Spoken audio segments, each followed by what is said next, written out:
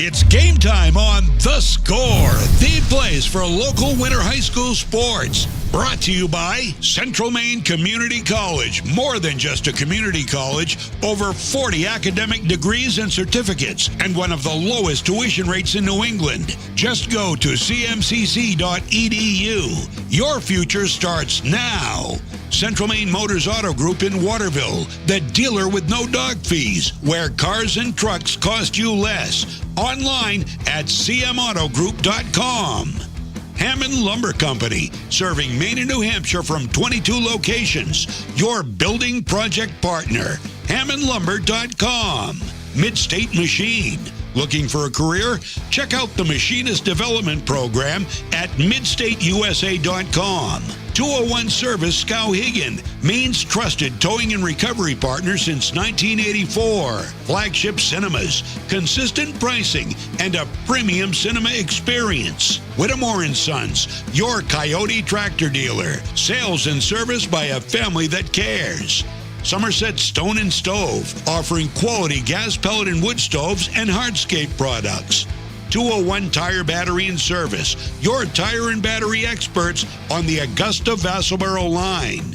Assistance Plus, providing home care, behavioral health, and developmental services. Together, we can make a difference. Manchester Motors, your Coyote tractor dealer. We dig dirt. Casella Waste, for your residential and commercial trash pickup. Computer Improvements in Skowhegan. From sales of computers and accessories to service, we're your go-to computer store. Heights Chevrolet. Our family is here for your family. Connected Credit Union. Building lifelong relationships. Get connected, stay connected. KVFCU. Invested in you. Skowhegan Savings Bank. Making our communities a better place to live and work. Skowhegan Tire Center. They beat any price. Route 201 Skowhegan. KMD Driving School in Oakland. Teaching your kids to drive for over 25 years. Kennebec Eye Care. 216 Main Street, Waterville. Your sight specialist. Danforth's Down Home Supermarket, second-generation family-owned in Herman and Pittsfield, with all your grocery and shopping needs. And by SBS Carbon Copy, Main Street, Waterville, where printing's personal, not puzzling. Now, let's go live to Mike Violet and A.J. Knight.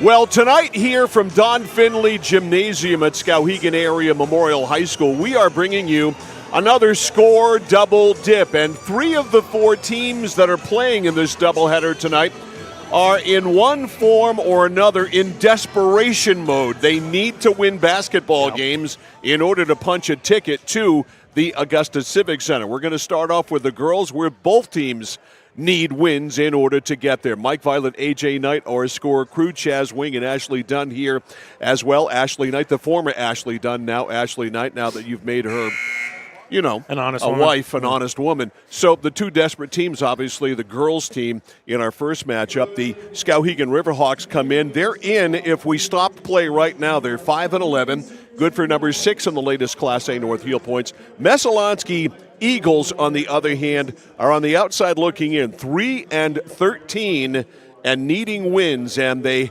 have points on the table tonight, and they've got a hell of a lot of them on the table tomorrow night. The most you could possibly get tomorrow night against the Lawrence Bulldogs. Well, it's funny. You and I talked about it last night. Obviously, Folsom Gym Magic kicked in a big way as Lawrence knocked off a Coney team that was really streaking, and Coach Pellerin made a comment in the post-game interview about how it was the right call to move the game, the doubleheader tomorrow between Meso and Lawrence girls and boys, from Thursday to tomorrow, and how he wishes there was more time. Well, Meso's playing tonight, which means they're going to have no time between. And for Messalonskee talking about their opportunities, the girls' team, how about the best opportunity to catch a Lawrence girls team? How about coming off a road trip down to Augusta tonight? Yeah, Lawrence is playing Coney tonight, and if you're wondering why we aren't there, we can't go. That game is already under contract to another video outlet, so that's why we're here, and we're happy to be here in Skowhegan, where we are welcomed with open arms by Brian Jones and company, the athletic director here at Skowhegan High School.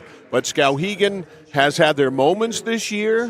They've had probably more down moments than up moments, but here they are in the tournament picture as we stand right now with a couple of games to go in the regular season. Meso, on the other hand, got off to a miserable start. They've kind of turned it around a little bit, but they have put themselves in an almost untenable situation, one where they've got to win here tonight, which certainly isn't a crazy notion, but winning tomorrow night probably is a bit of a crazy notion. Yeah, I think you'd like to see, if you're Meso, you'd really like to get this one and build momentum again. Both these teams, I think, not a ton of seniors. I think between the two, as we are going through senior festivities right now, only 4 combined, both young teams. And because of that, like you pointed out, both teams, I think, had really rocky starts. Both have tweaked the lineup throughout the season and have found a modicum of success at some point. I think Messalonskee had a stretch where they went 3-4, I think, or 3-1. Skowhegan has gone, they started 0-6, they've gone 5-5 in their last 10. And again, you and I talked about it. We just had Skowhegan and Lawrence in a twin bill not that long ago. And they, I think, have some nice pieces that are starting to round into form. And I think you'll see that tonight as Whitworth definitely is one that stands out. Fry, the senior, the lone senior tonight for the Skowhegan team, I expect to have a big game because she had a pretty good game against Lawrence. But there's some nice pieces on the Riverhawk team specifically, and I thought it was interesting.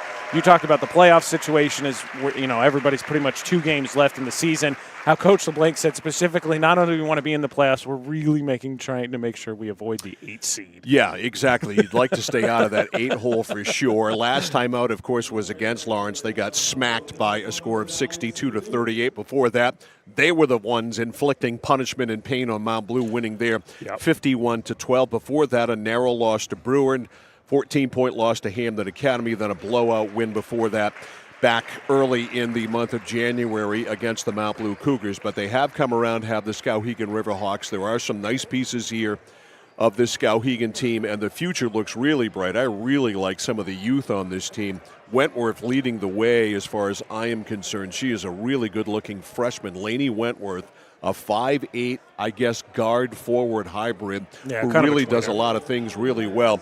The future really looks bright there. You've also got Lauren Moore, who's an underclassman. You've got Lydia Jones, who's an underclassman.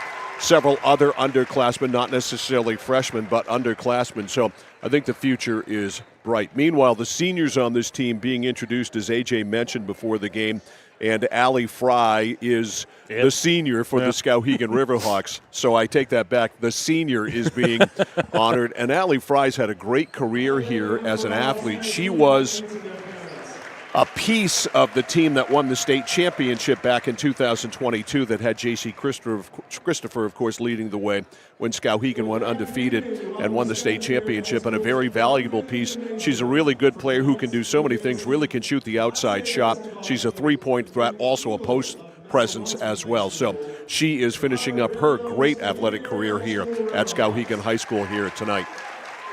Yeah, I think she just, unfortunately, a senior who got kind of caught as the team went from where it was. Last year had some seniors, didn't have quite the season they wanted to. And then the lone senior this year on a team that's really young and sort of just caught in that in-between period. But 100%, I thought she was one of the, at times, had really good flashes. Against Lawrence, she had 14 points, had a couple blocks. She's a good player. She's a really good player. So let's get you the starting lineups here tonight. We'll start with Tatum Welch and the Messalonskee Eagles. They will go this way. Addie Welch, her daughter, will start at the point. Lydia Parent starts at the second guard position. She is a sophomore. This, again, is one of those situations. If I had heights, I'd be giving them to you.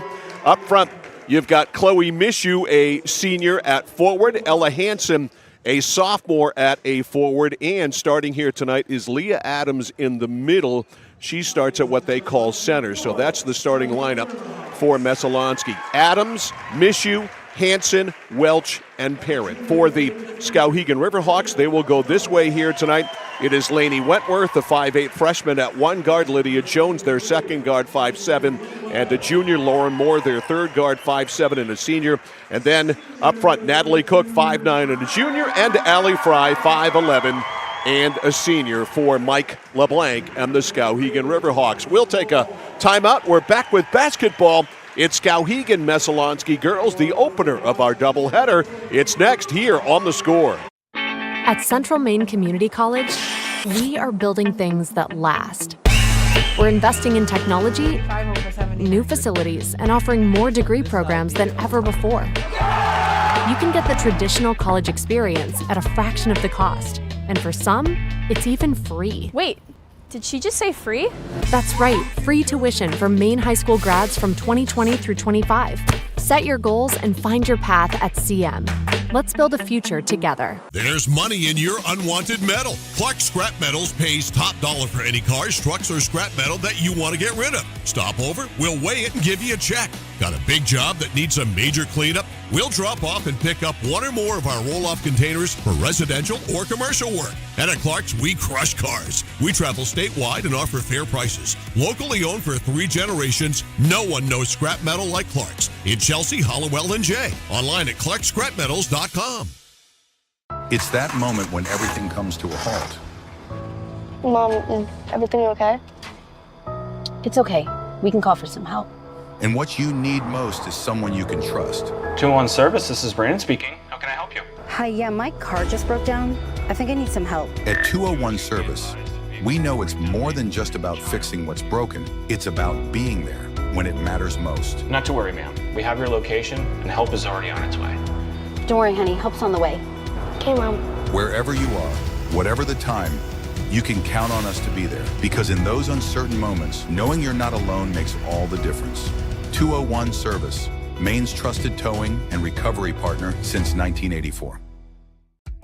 For us, it's a family business that is steeped in tradition. You know, our relationship with Waterville goes back a long ways. Over the years, we've been fortunate enough to grow, and we've been able to grow with the town. We look at the work that we do as something bigger than just the sale of a car or the servicing of an automobile. We're here to be a part of something bigger than just ourselves by giving back to the community with our time and our energy, because it's all about taking care of people.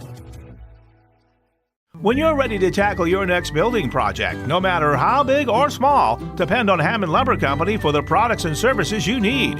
The knowledgeable staff at Hammond Lumber will be with you every step of the way and keep your project on schedule. From free estimating and project planning to design and drafting services, an extensive product inventory with a wide variety of brands to choose from, and of course, Hammond delivers from any of their locations across Maine and New Hampshire.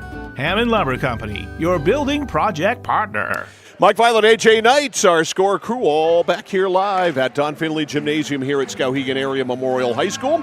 Set to go, game one of our double dip. Messalonskee and Lawrence, that's tomorrow night. Messalonskee and Skowhegan girls ready to go at it. Skowhegan in the home whites, trimmed in the orange and the black, and the Messalonskee Eagles in their road blues, trimmed in red with some white on the trim as well. Ready to jump it up here for Messalonskee is Leah Adams against Allie Fry. And we are set for basketball. The tip is controlled by Skowhegan. It is Cook. Over to Lauren Moore. Moore brings it back to the top. Moore reverses, left side to Fry, the lone senior on this Skowhegan ball club. Loops it over to Cook. Cook on the other side took 2 bounces, but Moore is there for 3, and she nails it. Great start for Skowhegan. Riverhawks get a 3 from Moore. They lead it by a score of 3-0. Welch problems in the backcourt. The press is on. Lydia Parent back there helping out. Now up over the timeline is Hanson. Hanson lobs it down, and unable to handle the pass was Adams. She was all alone for a layup. And a turnover there, and Messalonskee can't do that. It's a Skowhegan ball. This Messalonskee team has really struggled to protect the ball, and for Skowhegan, want to really force the issue and get a lot of easy points if you can. All right, in the backcourt, Wentworth helping out. Over to Moore. Moore, foul line right. 3-0 is Moore. Hit a 3. Moore drives. There's a lane right there. She lays it up, and it's 5-0 with Lauren Moore scoring all 5 with a chance to make it 6 with an and 1. That's twice. Lauren Moore's just been left all by herself on that far side. All alone. Lauren Moore with 2. With 1. She already made the 2. Free throw, rolls off, rebound Cook. Cook, back over to Fry. Allie launches a 3 and nails it. And Skowhegan off to an 8-0 start. 2 threes and the Moore 2. And Welch dribbles right into a hornet's nest. Moore, or check that, Lydia Jones with a steal, missed the shot. And the rebound picked off by Mishu. They head now to Welch. Welch with a stutter step. Welch faked the 3, didn't take the 3. Inside, a pass trying to go down low to Adams. No chance. Out of the pack with it, Fry. Fry lobs it down, laying it up too hard there was Wentworth. The rebound, Fry, to the foul line to Jones. Jones, not a Cook, not a Wentworth, not a Fry. 3 from the corner, that's good! It's 11-0, and Tatum Welch needs a timeout as Skowhegan has come out en fuego and have scored the first 11 and lead at 11-0. Timeout, 6:22 to go in the first. Gives us time to tell you that tonight's game is brought to you by Central Maine Community College. More than just a community college. Over 40 academic degrees and certificates. One of the lowest tuition rates in New England. Just go to cmcc.edu. Your future starts now at CMCC. Well, here in the present, Skowhegan has started out like a house of fire, 11-0. And again, Skowhegan team started the season 0-6, 5-5 in their last 10. Again, and Fry's a good player. Just to kind of caught as a team sort of in a transitional period. Welch tries to split a double team, does. The pass is tipped, it's stolen. Here's Jones. Jones to Fry. Fry pulls up, misses the shot, front rimmed it, got her own rebound, that is, fouled on the way up. And Allie Fry going to the line, 11-0 in favor of Skowhegan. And right now, Messalonskee not ready to handle that press. Welch had a clear lane down the left side, decided to retreat here to the right, and it got all clogged up. Shot is good. 12-zip. Senior come out cooking. She's already got 7. Make it 8 and make it a 13-love lead. And it goes to Hanson. Not a Welch. This is exactly what the Lawrence Bulldogs saw last night, and there's another throwaway. That pass, I guess, was intended for Adams. And what Lawrence handled so well against the Coney Rams that Messalonskee is not doing here tonight. Messalonskee hasn't even run any offense yet. Here's Moore, stopping just shy of the foul line, draining it 15-0. An epic start by Skowhegan. All 15 points, Moore and Fry. Welch in the back. Loops it over the defense to Parent. They finally break the timeline. Parent. Now back to Welch.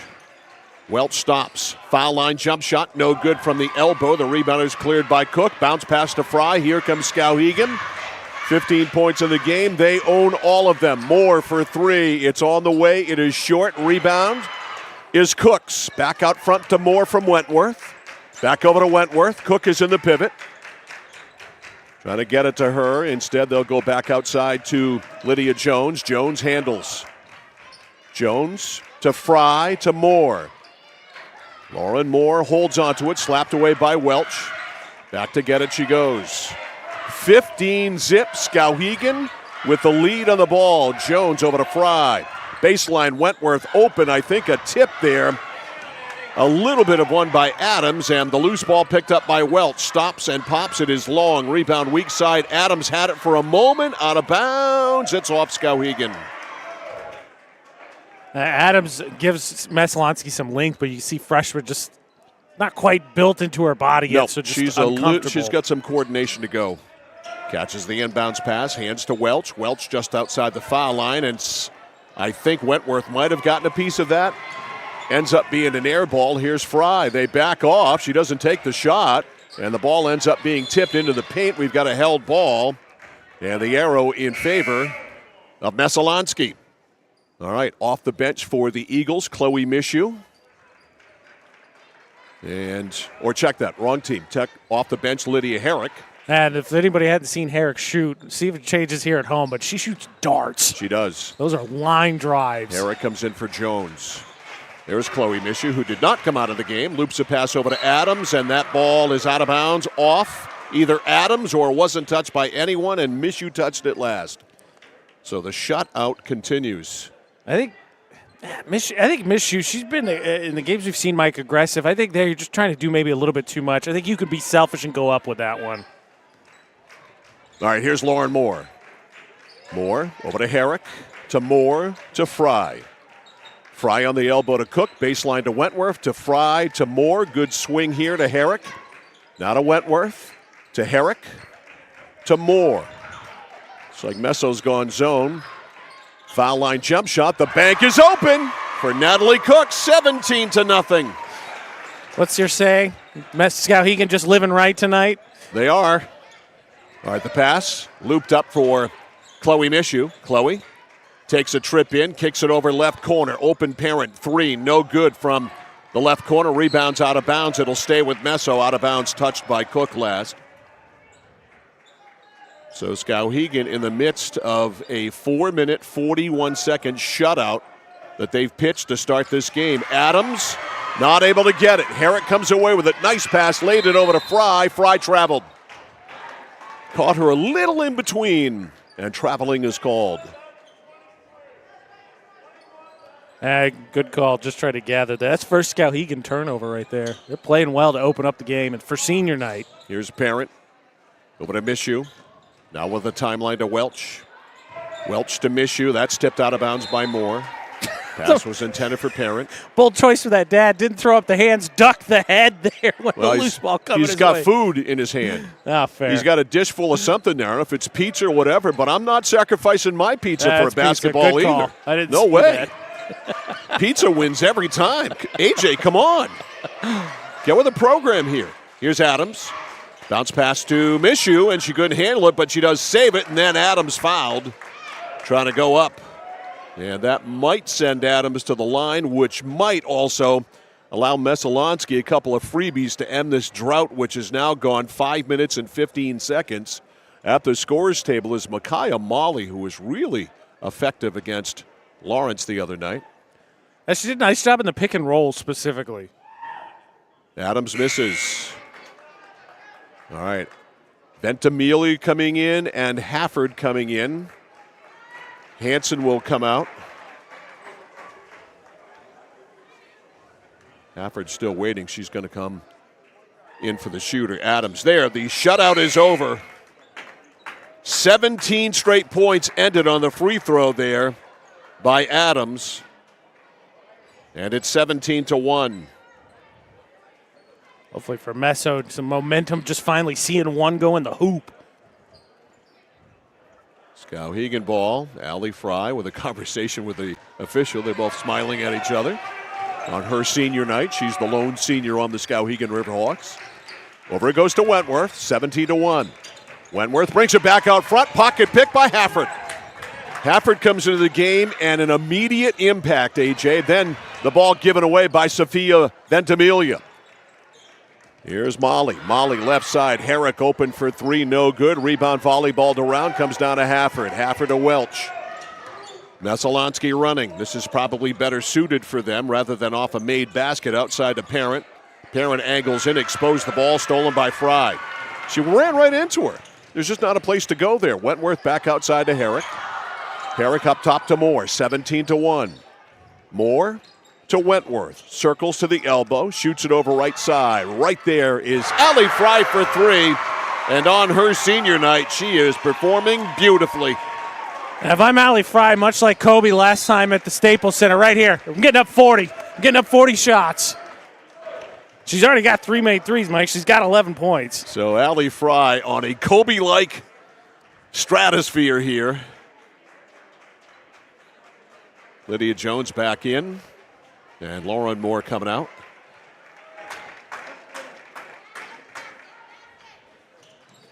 All right, the pass by Mishu, not a good one at all. Welch comes away with it, gets it back to Mishu. Mishu stops, launches one, almost banked it in. Rebound comes out to Parent. Another opportunity. Here's Ventimiglia, blocked on the play, but also fouled on the play by Allie Fry.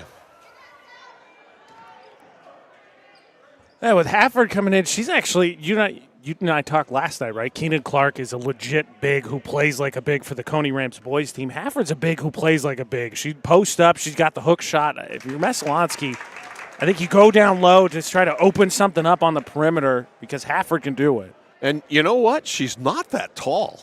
No, she plays like a big. She just knows how to do it. Both free throws good, 20-3. Buck and a half to go in the first quarter. Here's Herrick.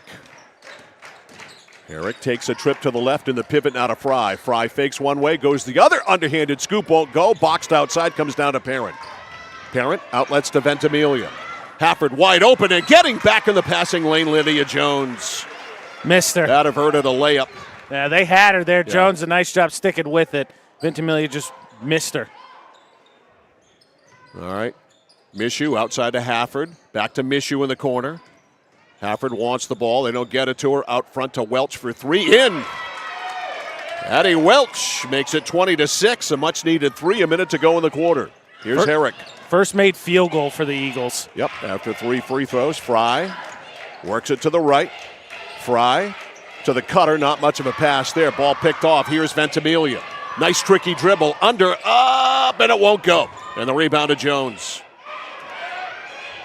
Fry, lead for Wentworth. Hafford went down, accidentally tripped her up, and that's going to necessitate a foul being called. Even though Fry went down accidentally, she did end up tripping her, so it is a foul on Addie Hafford. Coming in, or back in, is Cook, and coming out is Allie Fry. Great start for Allie in her final game here on the floor at Don Finley Gymnasium. Wentworth, and that is 5 seconds right there, friends. Can't do it. All right, back in Ella Hansen, back in Leah Adams. Parent coming out, and Chloe Mishu coming out. Adams into Ventimiglia. Back to Adams. What a Hafford. Hafford hit. Hafford against a double team. Got it away to Ventimiglia. To Adams. Right side now it goes to Hansen. Ella Hansen back out front for Welch. A pick there from Hafford. Can't use it now. Welch pounds it into the floor. Stutter step coming out to handle her is Wentworth. Now they swing it around. Ventimiglia inside. Hafford trying to do her thing. Her pass is tipped. Picked off by Wentworth, and she stepped on the baseline. 3.5 seconds left for Messo to set it up. They trail 20-6. Lauren Moore coming in, and Wentworth will sit. I think Messo here, try and get someone running, I think, up off the baseline to set a screen to have someone come down from the top. Something simple going to the hoop. Ventimiglia in for Hafford. Hafford's got to shoot it. Ventimiglia's got to shoot it. They don't shoot it.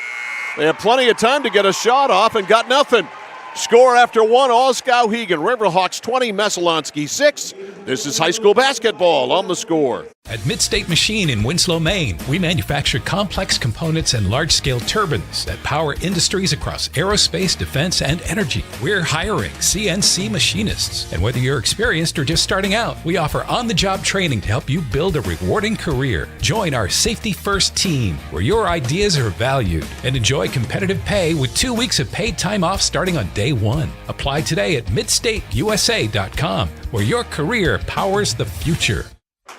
Time for our first quarter breakdown, brought to you by 201 Service right here in Skowhegan, Maine's trusted towing and recovery partner since 1984. The story here in the first quarter, how about a 17-0 start, spurred by Allie Fry, who had, I believe, 11 in the first quarter, but a 17-0 start before an Adams free throw came with about 2 minutes to go to break the 17-0 start. The end of the line, though, 20-6 in favor of Skowhegan. An excellent first quarter. First quarter breakdown brought to you by 201 Service in Skowhegan. Yeah, Moore, and it was actually Moore got it things going. She got the 3, the and 1, so she had the first 5. Fry got cooking. The two of them have combined for 18 of the 20 points.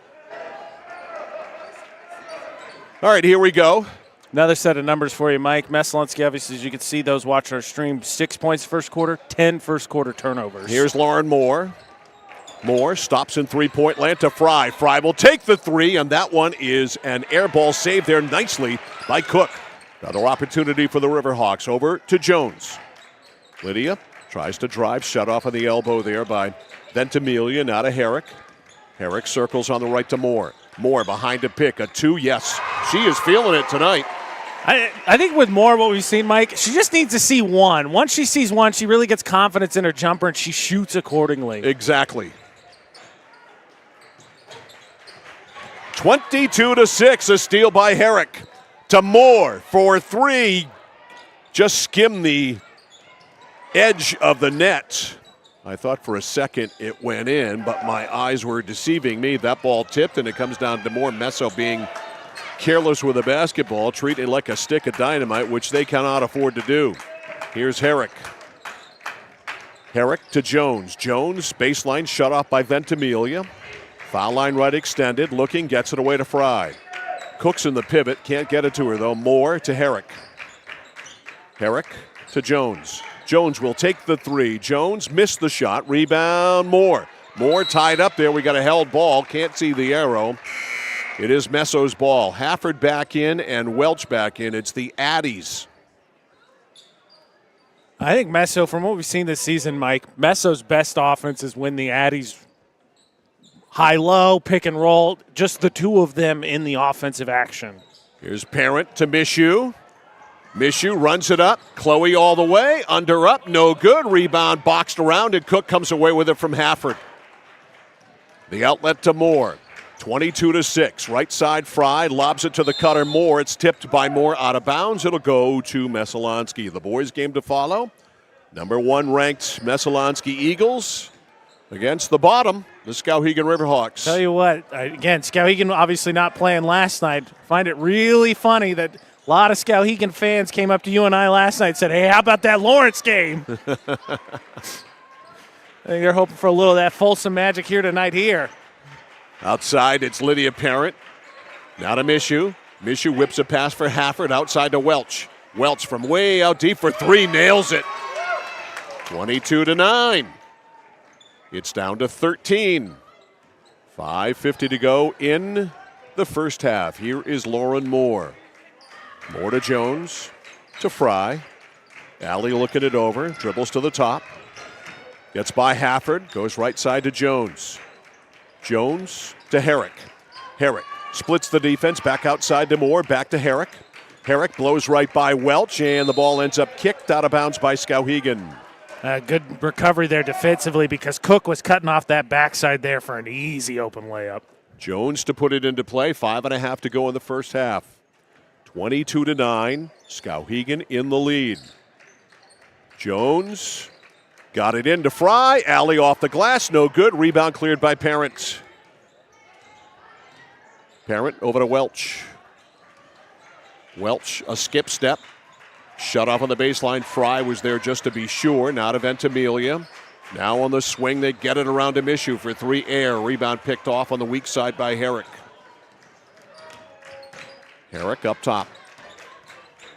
5 minutes to go in the first half. Herrick, nice pass inside. That I thought might have been traveling on Cook. No call was made. Outside to. I just think she had possession. Jones. Well, hop step there. I guess that's all it was. Fry angles in, turns the other way. Fadeaway pop, no good. Rebound comes out. Ball loose and everybody's feet there. It's tied up. Now it's broken away and coming away with it, Lydia Welch. Now it is Parent coming away with it. Welch and Cook were tied up for a second. Here's Hafford muscling it up, and Addie's going to the line. Well, that loose ball, Fry's lucky. She ran over. I think it was Parent. Probably should have been called for a charge. Probably. Addie Hafford at the line. Foul's not really an issue in this one.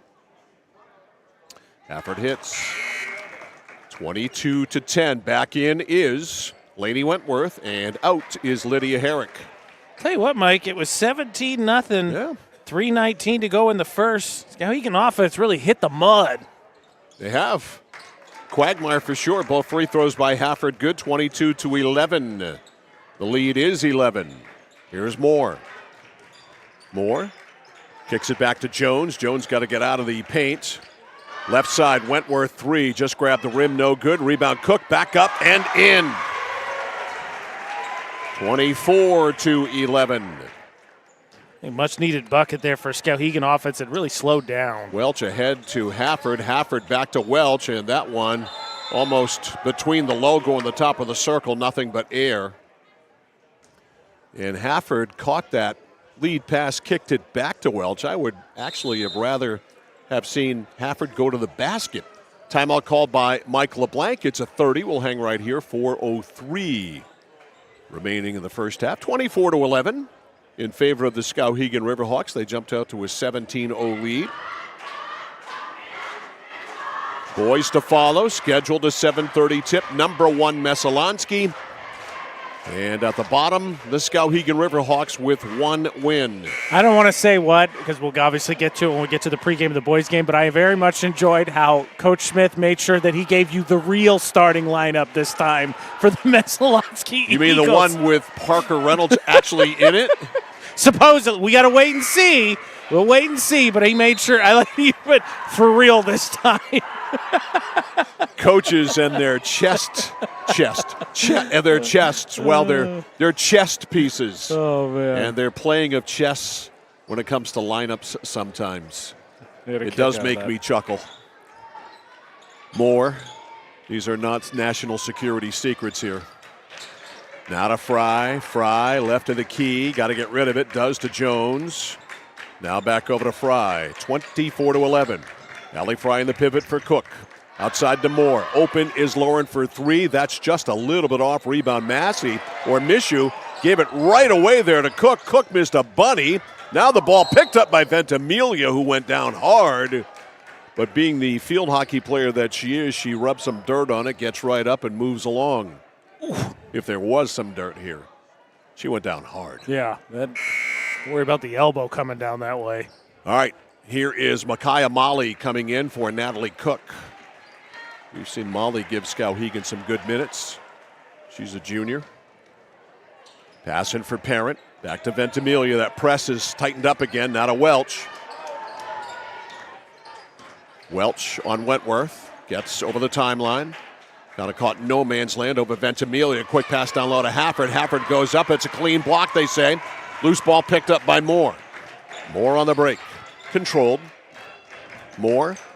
Pick from Molly. Molly rolled nicely. I really like Molly's basketball sense. Look at her roll again. She did. Also, Wentworth rolled. She gets the pass and hits. But to your point, it was pick and rolls. Say Molly was wide open. They both were wide open. They both could have had layups. 26-11. 2:50 to go in the first half. Right side, Ventimiglia. To the top to Parent. Parent. Shut off now to Ventimiglia. Goes down low to Hafford. Hooks around her defender. Lays it up. Missed the shot. It was there. That's her game.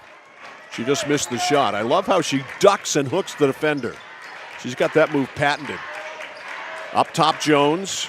Not a Moore. Not a Wentworth. Wentworth on the elbow. Molly with a pick. Can't use it. Over to Jones. Jones goes in. Stops. Kicks it back outside to Moore. Not a Wentworth. Wentworth feeds Moore. At the foul line, Molly. Fakes. Goes in. Lost it. Back outside to Fry. Allie drives by Mishu. Stutter step. Jump shot. No good. Rebound boxed out to Ventimiglia. Threw it away.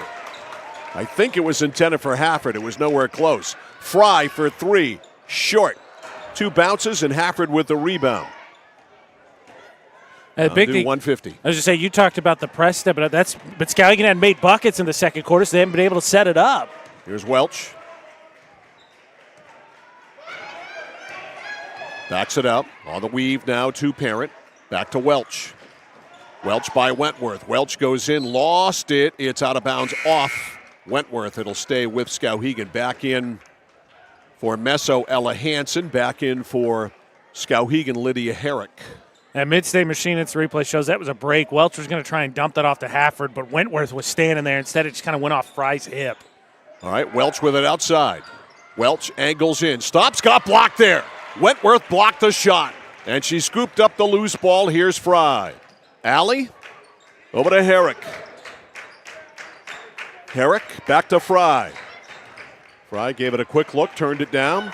Allie to the cut, now to Moore. Tough pass, Moore down to get it. Fed it back outside to Wentworth, not a Fry, not a Herrick. Fakes, blows by Ventimiglia, goes up, hits the bottom of the backboard. Rebound Mishu. We've got a foul before that held basketball there. Yeah, I think refs could have got one there on Ventimiglia. Break there for the Eagles. And the foul was on Wentworth. That is her first, third on the team. Meso has no fouls here. But might count in totality for the game. Meso's got 3 and Skowhegan's got 5. Here's Welch. For the game. Pick from Adams. Welch. Now in trouble right out on her. Wentworth tries to push her off with a forearm. Finally got it away to Adams. Adams, not a Welch. That's a bad place back out there to pick up your dribble. Yes. Welch around a double team, over to Adams. Adams, tall girl, gets it up, but not enough on it. It's no good. Rebound Moore. 20 seconds to go. Will Skowhegan wait? They lead at 26-11. Lauren Moore outside. Kicks it right side to Wentworth. Wentworth from the right of the key missed the shot. Rebound Molly back outside. This will be a backcourt. Nobody saw that pass coming, and running it down is Wentworth, and they'll bring it back, I think, or will they do it under the basket? They will. This is a nice break for Messo. They will inbound it with 5.6 seconds to go on the baseline under their own basket. Sort of half and half. Wentworth went and picked it up. How many times have you and I seen them? They just let it go. Adams, I know. To Welch. Got to shoot it. Welch to Adams. Got to shoot it. It'll count if it goes. It does. So they used all of the 5.6 seconds and cut the gap to 13 here at halftime. Score from Don Finley Gymnasium here at Skowhegan Area Memorial High School at the half. The score is the Skowhegan Riverhawks 26, the Messalonskee Eagles 13. You're watching and listening to high school basketball on The Score. Whether you're looking to buy, build, or refinance your home, at Skowhegan Savings, we make buying your home a personalized experience. Our team of local community bankers are available on your time to help you every step of the way, from pre-qualification to closing your loan. We have a variety of mortgage terms to fit your needs and a bi-weekly payment option that can save you time and money off your loan. We also won't sell your loan, so your loan stays local with us. Contact one of our community bankers or apply online at skowhegan.com to start your home buying journey today. It's like this every winter. When the temperature drops below 45, my palms sweat and I get really anxious. It's not your fault. You're suffering from seasonal winter driving disorder. 3 and 4 drivers suffer from SWUDs because they have all-season tires. They aren't designed for wintry weather. Luckily, there's a remedy. Take 4, call me in the morning. Visit NokianTires.com/remedy for the cure. Is this a prescription for tires? 201 Tire Battery and Service, Riverside Drive, Vassalboro. Hi, this is Mike Perkins from KMD Driving School. I've been instructing your children in driver's ed for years. We're accepting new students for the fall and winter classes. Let the professionals teach your children. Call 465-4835. Sign them up for KMD Driving School. New classes begin every 3 weeks. Call 465-4835. 465-4835. Or visit us online at kmddrivingschool.com. The journey begins with us. KMD Driving School. At Danforth's Down Home Supermarket, they're proud to be a second-generation family-owned grocery store with locations in Hermon and Pittsfield. They focus on providing fresh produce, high-quality meats, delicious bakery items, and a well-stocked deli. Danforth's Down Home Supermarket cuts and grinds fresh meat daily, and they offer Maine lobsters year-round. They also bake fresh bread, pastries, and other sweet treats every single morning. For added convenience, online shopping is available at their Hermon location with contactless curbside pickup ready in as little as 2 hours. Come discover Danforth's Down Home Supermarket. Whittemore & Sons, your Coyote tractor dealer. Dependable sales and service for over 50 years. We are located on the Waterville Road in Skowhegan. Sales and service by a family who cares. At Hite Chevrolet in Skowhegan, our family is here for your family. And our family has been providing affordable, reliable transportation to families in central and western Maine for 113 years. You don't have that kind of longevity in the car business without building strong, trusting relationships with customers from one generation to the next. Whether you're looking for a new or pre-owned, financing, or special incentives, your shopping experience is always stress-free at Hite Chevy. Hite Chevrolet on Madison Avenue as you turn into Skowhegan. You'll also find the Hite family of dealerships in Madison and Farmington. Mike Violet, AJ Knight, and our Score crew, Ashley Knight and Chaz Wing, back here live at Don Finley Gymnasium here at Skowhegan High School. And it is 26-13 in favor of Skowhegan here at halftime. Our second quarter breakdowns brought to you by 201 Service in Skowhegan, Maine's trusted towing and recovery partner since 1984. Well, Skowhegan blew out to a 17-0 lead early in the first quarter. 20-6 they led at the end of one, but Messalonskee won the second quarter. They outscored Skowhegan by a count of 7-6. So the lead is 13 here, 26-13, but a key stat that has got to change for Messalonskee in order for things to get better. They scored 13 points in the first half and had 14 turnovers. That is not a recipe for success. Second quarter breakdowns brought to you by 201 Service in Skowhegan, Maine's trusted towing and recovery partner since 1984. So 26-13 here at the half, brought to you by Hammond Lumber Company, serving Maine and New Hampshire from 22 locations. Your building project partner, HammondLumber.com. These teams aren't that far apart in the standings, and certainly in the first quarter especially, they were very, very far apart, led by Allie Fry, the only senior for Skowhegan who has had a great first half, specifically great first quarter in her final game here on this floor. Yeah, quiet second quarter. She had 11 in the first. Her and Mort really carved up Messalonskee. They had 18 of the 20 points. They combined for 2 points in the second quarter. They had 18 of the 20 first quarter points. They both combined for 2 total points in the second quarter. And part of that is Skowhegan didn't hit as many shots, just sort of kind of had a lid a little bit more on the rim, so they couldn't set their press. And the press really was bothering Messalonskee early. It's how you get 10 of their 14 turnovers in the first quarter, and that allowed Messo to sort of roll the ball right. You get a turnover in the backcourt, you get an easy bucket, you set the press again. But in the second quarter, they just weren't making shots, and so they weren't able to set the press, force the turnovers, and get easy buckets. So that's how you kind of get an offense that kind of ground down into the mud. Yeah. I will give Messalonskee credit. I mean, it is easy to dig yourself a hole and go and hide after being blitzkrieg like that, 17-0. You got snowplowed in the first 2/3 of the first quarter. Took you over 5 minutes to finally score that on a free throw. In fact, their first, 3 points from the line.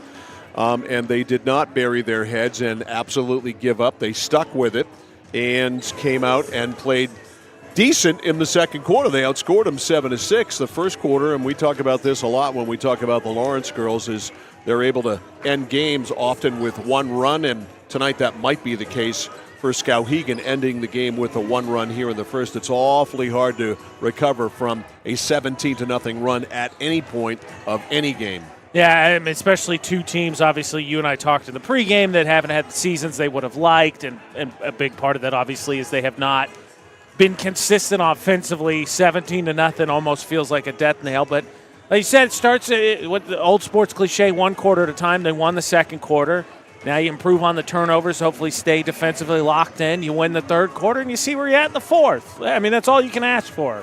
I mean, you are taking the philosophy of any good coach. You've got to, after falling behind 17-0 and down 20-6 at the end of one, you've got to start compartmentalizing the game for sure. And while they did win the second quarter, you got to win it by more than 7-6. They've got to start getting more offensive opportunities. They're just not getting any shots. I mean, you can't score if you don't shoot. They're just not getting any quantity of shots at all. Yeah, I think much like you made the point earlier about how the press was bothering Messalonskee, didn't bother Lawrence last night, which Coney pressed the Lawrence boys all game. And to me, it was one of the biggest mistakes because it didn't bother Lawrence. On top of that, I think it allowed Lawrence to really establish some offensive momentum. So for Messalonskee, I think it's going to have to start there. You know, Skowhegan, after having huge success in the first quarter, is going to come out with that press again. So you not only obviously have to protect the ball, but break it and go and try and get some easy buckets so you can maybe establish a little bit of an offensive rhythm.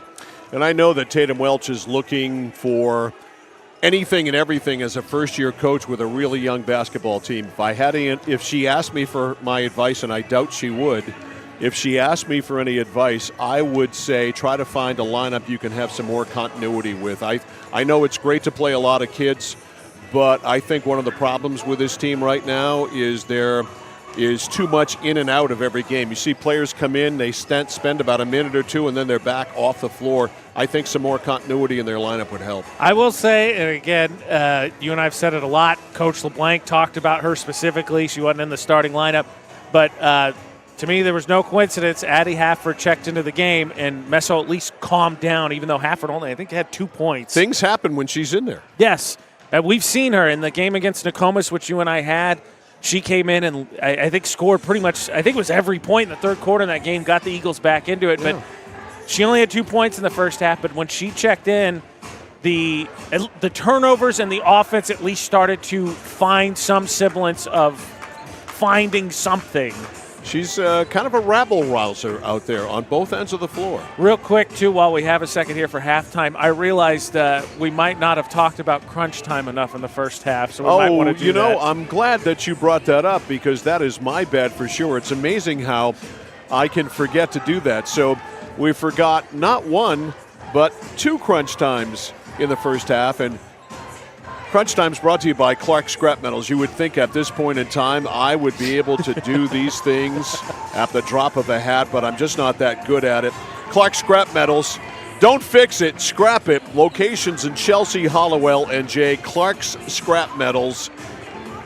And we appreciate them being on board. By the way, speaking of Clark, of course, Cooper's family owns Clark Scrap Metals. I got an update from his mom this afternoon that he is doing really well and is expected to be in the lineup tonight for the Coney Rams. He is going to play. I'm honestly not surprised. You and I talked about it. I think his sitting in that Messalonskee Coney game in the vault, Central Maine Sports on YouTube, always free. Subscribe, hit the notification bell. But you and I talked about it. I think his sitting in that game as much as anything was to protect him from himself. But you and I saw him. We had a chit-chat with the lovely Mrs. Clark, the mom, after the game, and we saw him as we left, and he seemed okay. They said they were going to get his knee checked out, which is what the big concern was. He was fine. But I think to the point at how not serious that knee injury was, we both asked, is he okay? And she said, oh, yeah, he just needs a few stitches on his chin, but he'll be all right. He got 9, by the way. Yeah. So 9 stitches on his chin. He had a sore knee, she said, and he was a little bit banged up. Didn't you say he broke a finger, broke a pinky? Yeah, he did break his pinky finger just to get more attention, apparently. That's what I thought. Okay. So, again, thanks to our friends at Clark Scrap Metals, who are the sponsors of Crunch Time, and we promise we will not forget in the second half. Don't fix it, scrap it. Clark Scrap Metals, locations in Chelsea, Hollowell, and Jay. And, of course, halftime's brought to you by Hammond Lumber Company, serving Maine and New Hampshire from 22 locations. Your building project partner, online at hammondlumber.com. It's Skowhegan 26, Messalonskee 13. Second half action is next on The Score. At Central Maine Community College, your future is our priority. I'm going to be a preschool teacher, an HVAC technician, pediatric nurse. Whether your college journey is starting here, I'm going to be an architect, physical therapist, I'm going to be a lawyer, or we're a stop along the way. I'm going to be a doctor, a machinist. Honestly, not 100% sure yet. With over 40 programs, I'm going to be a graphic designer, an athletic trainer. There is something for everyone. CMCC. Your future starts here. Casella Waste. You see their trucks everywhere all the time. That's because they're out taking care of customers like you. Roll-off dumpsters, they've got them 15 to 50 yards. And they're in your neighborhood picking up the trash so you don't have to worry about it. Weekly, bi-weekly, or monthly from 2 to 10 yards. Casella Waste will also deliver portable toilets when and where you need them. And they offer septic services. Call to learn more about Casella Waste. 872-8257, 872-8257 for Casella Waste. Over 30 years ago, Paul and John A. Bowen set out on a mission to help aging Mainers stay in their own homes. Assistance Plus grew from their passion, dedication, and integrity where clients come first. Today, Assistance Plus serves not only the elderly, but clients with developmental and behavioral health challenges. Assistance Plus is here for you today and through all points of your life. Looking for a way to heat your home while staying within your budget? A home heating loan from Connected Credit Union is the perfect solution. We've got you covered with an affordable way to keep warm this winter. Maybe you're thinking of purchasing a heating and cooling system or replacing your windows. Making your home more energy efficient isn't just an investment in your home, it's an investment in your lifestyle. Contact our loan team for more details or apply online at connectedcreditunion.org. Get connected, stay connected. Federally insured by the NCUA, Equal Housing Lender. Membership eligibility required. Skowhegan with the basketball and the lead as we start the second half here in the third quarter. Mike Violet, AJ Knight, our score crew. Don Finley Gymnasium is where we are at. 26-13, Skowhegan on the lead. Lauren Moore has it up top. Cook gets the cut. Back outside to Moore. Now on the right side to Jones. Jones, baseline for Wentworth. Back to Jones. Stolen by Welch. Can she get it? Yes. Welch up with that loose ball. Good steal by the freshman, Addie Welch. A pick from the freshman Adams. Goes in, lays it over to Adams. Adams missed the shot. The rebound is cleared over there by Fry. Allie Fry, resident senior the senior citizen, if you will, for Skowhegan. Moore misses the shot. Rebound Wentworth. Foul line pop by Jones. No good. Rebound comes down. Tied up. Got a held ball. And that's going to go back in the other direction to the Messalonskee Eagles. And to your point, Mike, we're talking about for Messalonskee, Welch was able to somehow get that pass to Adams here on this last possession, and Adams couldn't finish. If you're going to make the comeback, you got to finish that opportunity. All right, pass into Parent to Ventimiglia to Welch. They've gone to a different formula to break this press. Here's Adams, the freshman. Back outside, it's been successful too. Here's Welch for three, nails it. 26-16, it's 10. Fry to Moore to Jones. Jones to Wentworth, back to Jones, foul line left to Moore, now foul line right to Fry, now baseline to Wentworth. Wentworth back to Moore. The zone defense again being employed here by Messalonskee. Natalie Cook can't use it, back out to Jones, now to Moore, now to Fry. Has definitely slowed Skowhegan down. Moore. Baseline to Cook, baseline from Cook to Fry. Fry goes in, the shot. She ended up catching her own shot. The rebound is loose, and it ends up in Fry's hands, and she turns, hits the 10-footer. That's her first bucket since the first quarter. 26-18, yeah. 28-16. 28-16, long time between drinks. Skowhegan up by 12. Here's the bullet pass for Adams, under, up, and in. Adams hits the shot. It is 28-18. 5:35 to go in the third. Here's Moore. Right side for Jones. Jones to Moore to Wentworth to Fry. Three ball, left side, no good. Rebound Cook, great job there. And a foul is called. Great job by Natalie Cook to get that offensive rebound on the weak side. And the foul was on Adams. They got Adams for a reach. Adams with foul. Oh, Cook wide open, got the pass and laid it in from Wentworth.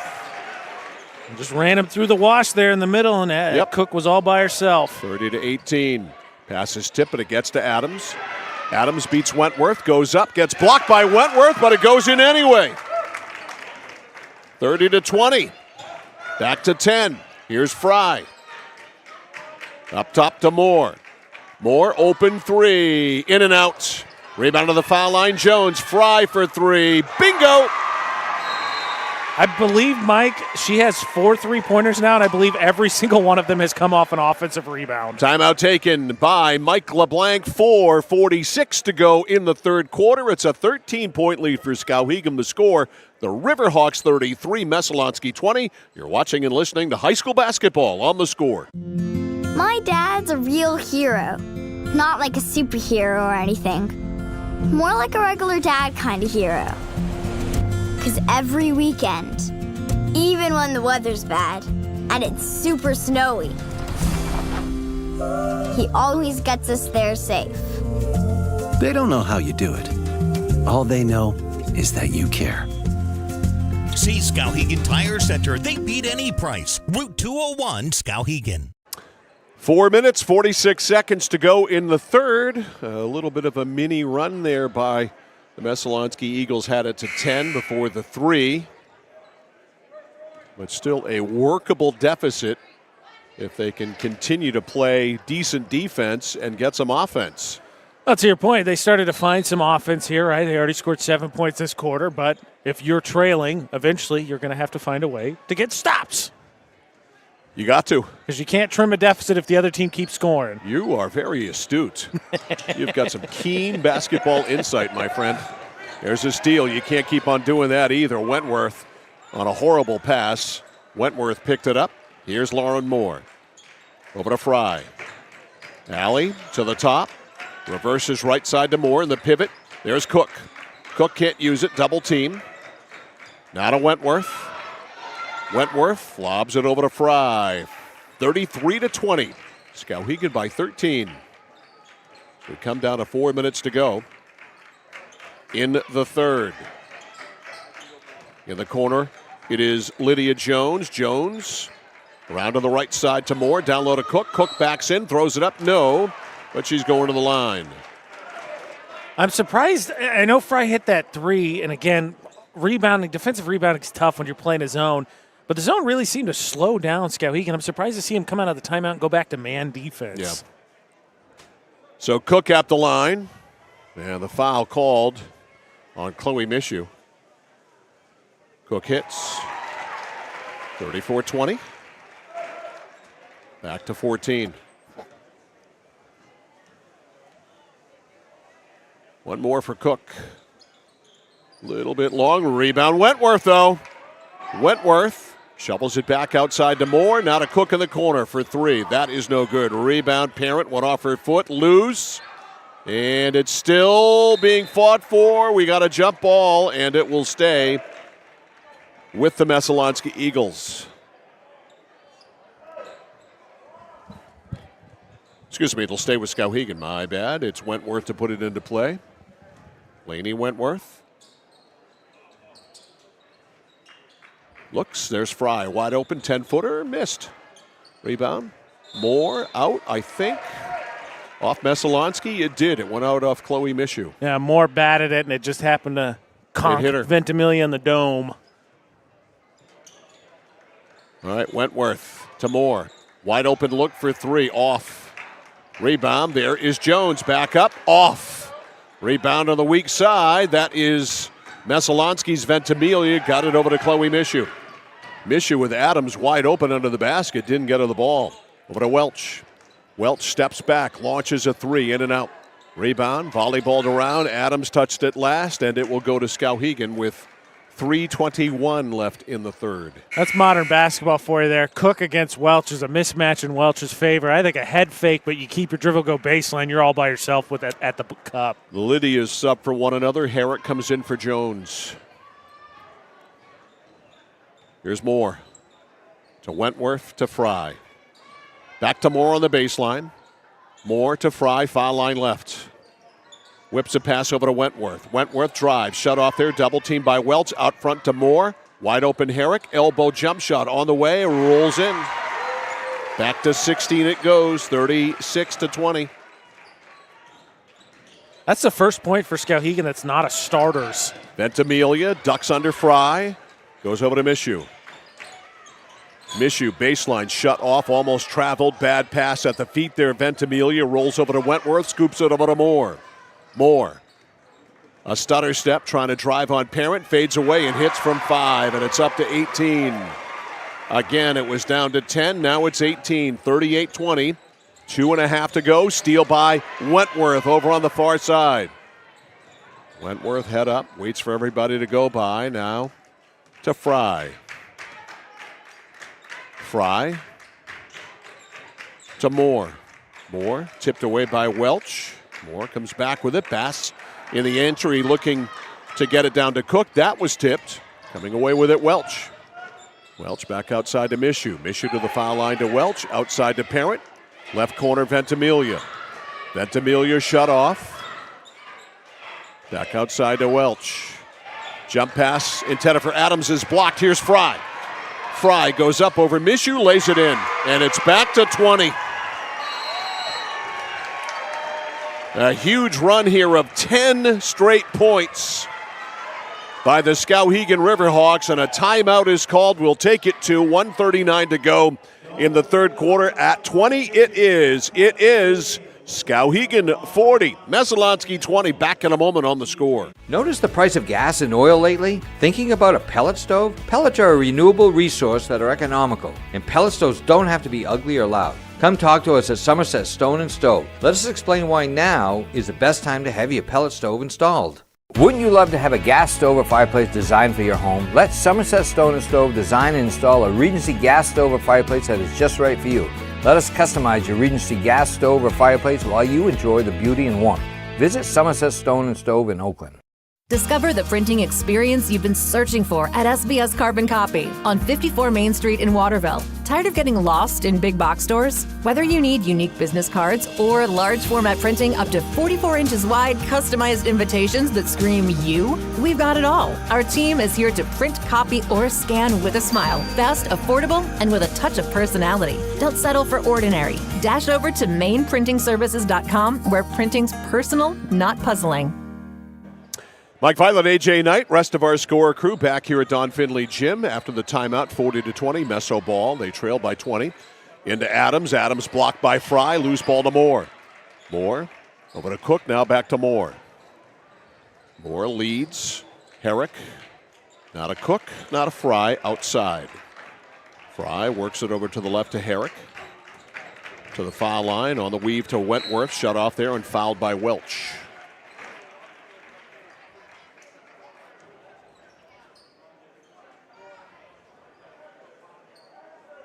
All right, we've got Micaiah Molly back in for Skowhegan. And I believe Herrick went and sat. No, check that. Herrick's still in. Cook went and sat. That is Wentworth, who got blocked from behind there by Ella Hansen. Loose ball and a foul. A loose ball there after Hansen blocked it. And a foul on Skowhegan. Foul was on Molly, her first. Here's Ventimiglia. Left corner, a three from Hansen. Ella Hansen knocks one down. They needed that, 40-23. That breaks that 10-0 run. Boy, Molly was wide open for a layup. They missed that. 50 seconds to go. We are into crunch time, which is brought to you by Clark's Scrap Metals. Don't fix it, scrap it. Clark's Scrap Metals, that is, locations in Chelsea, Hollowell, and Jay. Crunch time, 39 seconds left. Here's Molly, right wing pop, rolls in. I just like the decisions Molly makes off screens. Yeah. Popping for the jumper, rolling to the basket. She's got that down. Ventimiglia drives, kicks it back outside to Mishu. To Adams, now to Hansen. Ella Hansen, a sophomore, works it to the left. To the cut, inside Mishu. Mishu lays it over to Adams for a layup. Nice pass. Beautifully done there by Mishu. Chloe with the assist, 42-25. 4 seconds left. Moore to Herrick. It'll count if it goes, and it hits the front rim and bounces off, and that is it for the third quarter. Score after three from Skowhegan. Riverhawks 42, Messalonskee 25. You're watching and listening to high school basketball on The Score. From the moment you check in at Kennebec Eye Care, you'll be greeted with a smile. From there, you'll be given a comprehensive and thorough eye exam from Dr. Peter Parody, Dr. Leslie Sobeck, or Dr. Kaylee Brown. Once your examination is completed, they'll go over what steps need to be taken to improve your eyesight needs with glasses or contacts. If you're a current patient or looking to become a new patient, then see the eye specialists at Kennebec Eye Care. Kennebec Eye Care, your sight specialists since 1955. Our third quarter breakdown brought to you by 201 Service, Maine's trusted in Skowhegan, Maine's trusted towing and recovery partner since 1984. 16-12, the edge for Skowhegan in that quarter, but it took a 10-0 run as part of that in order for them to get it there. They ran 10 straight points off after it was 30-20, got it to 40-20, but a pretty good close by Messalonskee has it down to 17, and I use that with quotations around it, down to 17. Third quarter breakdown brought to you by 201 Service in Skowhegan. All right, it's Addie Welsh. Outside, left wing three, air ball. Hey, you and I talked about it, right? How much those runs could sink. The 17-0 one, thought Messalonskee was finding momentum, and then he give up another 10-0 run. Yep. So that's 27-0 when you combine the two, as far as I can tell. Herrick's jump shot from the right wing, no good. Cook with a putback, disrupted there by Adams, and Adams comes away with it to Welch. Welch with a stutter step, drives it all the way down, shovels it back outside to Mishu. Chloe just inside the arc, no good. Rebound is cleared there by Cook. Cook over to Herrick. Another number for you, Mike. Through three quarters, Skowhegan 28 rebounds, Messalonskee 14. Wow. That's a lot. Moore right side to Fry. Alley on the baseline, goes up, threw it up too hard. Weak side, up by Wentworth. That's no good. Rebound, Chloe Mishu. Over to Welch. Welch to Mishu. Over to Ventimiglia. 42-25. Ventimiglia down low for Mishu. Right side Adams. Shot is short. Rebound. Adams got her own rebound. Taken away from her there by Wentworth, and Wentworth comes away with it. Slapped away by Ventimiglia, but at last went out off Ventimiglia, so it'll be Skowhegan's ball. Tell you what, Ventimiglia brings a little bit of attitude that the team, I think, all teams need. Yeah. Every team needs someone who brings a little chippiness. Here's Moore. Back outside to Herrick. Herrick for three. Nope. Rebound. Ventimiglia had it. Wentworth has it now. Another opportunity here for Skowhegan. Fry, they lead by 17. They have led all the way. Fry. Top of the circle. Now to the left. Now to Herrick. On the cut, Moore. Moore goes up, lays it in. That was well done. Nice little feed there. Good job by Moore. That was not an easy shot, too, because she kind of had to reach out for it. 44-25. The lead, 19. Steal from Welch by Herrick. Herrick lobs it over for Moore. Moore banks it in. Largest lead of the night for Skowhegan, 46-25. Moore's got 15 now. Down on the box to Adams, hooks a pass over to Mishu. Mishu goes on the baseline, pass to Adams, and that pass had very little chance to be completed. Moore knocked it out of bounds. All right, Parent coming in, Ventimiglia coming out.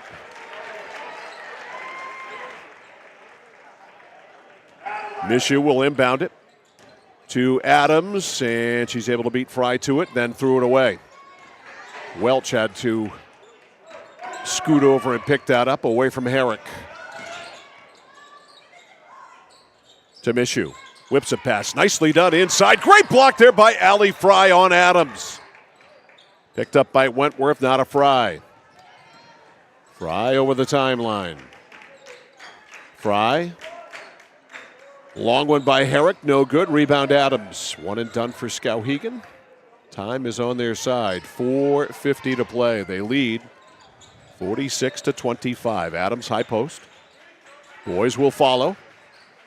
Welch into Adams. Step inside the foul line. A shot by Mishu way off. Loose ball there picked up by Wentworth. To Herrick. Over it goes. Driving up is Jones. The shot no good. Rebound here on the weak side to Parent. We get a whistle. I think just out of bounds there. Got to credit Jones. That's good defense by Mishu. That's straight elevation, or excuse me, straight verticality. And I think just tipped out of bounds. Going to stay with the Riverhawks. All right, Skowhegan's ball in the front court. Pass into Cook. Wide post out to Fry. Fry circles to the top. Tell you what, Mike, I'm Fry at this point. 21-point lead, senior 9. I'm the only senior. Threes are going up, man. Absolutely. Jack 'em. Got a chance now. Fry in three-point land. I'm asking coach at timeouts, what's the gym record? Because I'm going for it. Fry around to pick, works it to the right. Herrick will take the three, knocks it down. You remember Marlon Bird home runs? Herrick's shot is like a Marlon Bird home run. She's getting it up there in a hurry. There's a dart. All right, so Hafford coming in and Olivia Thomas coming in. Welch coming back in.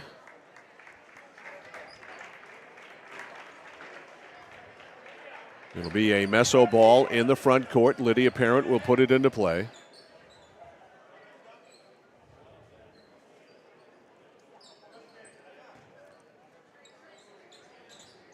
Pass goes into Thomas.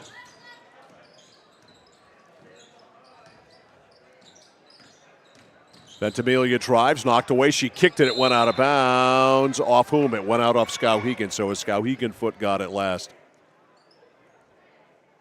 By the way, speaking of foot to ball, actually it works on two fronts. Shout out to, now I'm blanking on his name after that pun worked out perfectly, Coney coach.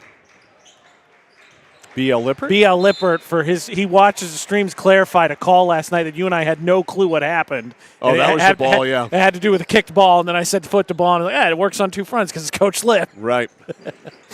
Figures he would notice a kick. Here's Hafford. Hafford spins it back outside to Parent. Parent for three. Nope. Rebound cleared by Fry.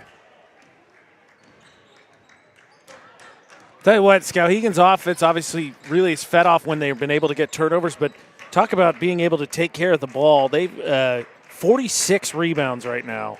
Excuse me, can't do math, 36 rebounds. Fry for three, left wing. Got it. She's been on all night from distance. She has 21. 52-25. She is the odds-on choice now for our flagship Cinemas Score Player of the Game. Ball tipped away by Jones. Picked back up, though, by Welch. Welch on the drive. And she got tripped up a little bit there by Herrick. Flagship Cinemas. Consistent pricing and a premium cinema experience. And, of course, being the flagship Cinemas Player of the Game means you get the CMCC swag bag, Score T-shirt from Joseph Sporting Goods, Score Player of the Game keychain, and one ticket to go to the movies to Flagship Cinemas. Correct me if I'm wrong, is that not one of the twins? One of the Morris twins. Yes, thank you. Couldn't place the name. Who are both at Thomas, playing different sports.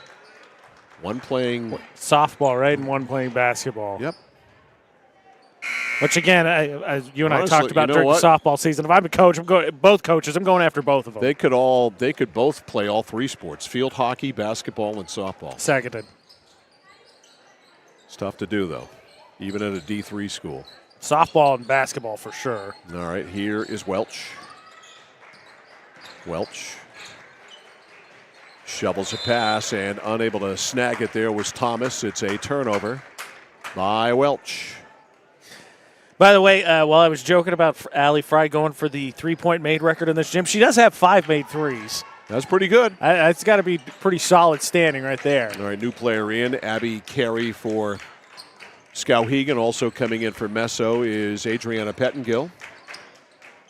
Speaking of field hockey, she's their goaltender. No good. The putback is up, and it is no good by Abby Carey. Rebound this time, Hafford. Outlet to Welch. Welch loops a pass to Thomas. Thomas over in the corner. Hannah Adams a three. Nope. Loops off the rim, and the rebound is cleared by Carey. Up to Herrick. 1:40 to go. We are in crunch time. It's brought to you by Clark Scrap Metals. Don't fix it, scrap it. Clark Scrap Metals with locations in Chelsea, Hollowell, and Jay. 3 by Fry. No. Off the front rim. The rebound is cleared by McMahon. Now Herrick. Left side, open look. 3 there from the left side by Maya Robinson. And we've got a whistle and a ball lost out of bounds over there by Messo. Yeah, Messo, Welch trying to save that in, smacked it on the inline. That'll do it for the senior. Allie Fry's out. Last game as a senior. Big hug for Mike LeBlanc, who's been her coach here for a long time. Pretty good one to go out on. We'll get all the numbers, obviously, for her in the post game. What a career as an athlete here at Skowhegan, but certainly a consistent presence for the Skowhegan basketball team all 4 years here.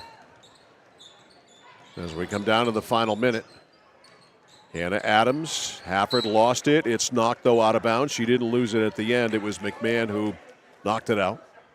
So it'll be Messo's ball on the baseline. Lob in for Hafford. Hafford can't use it.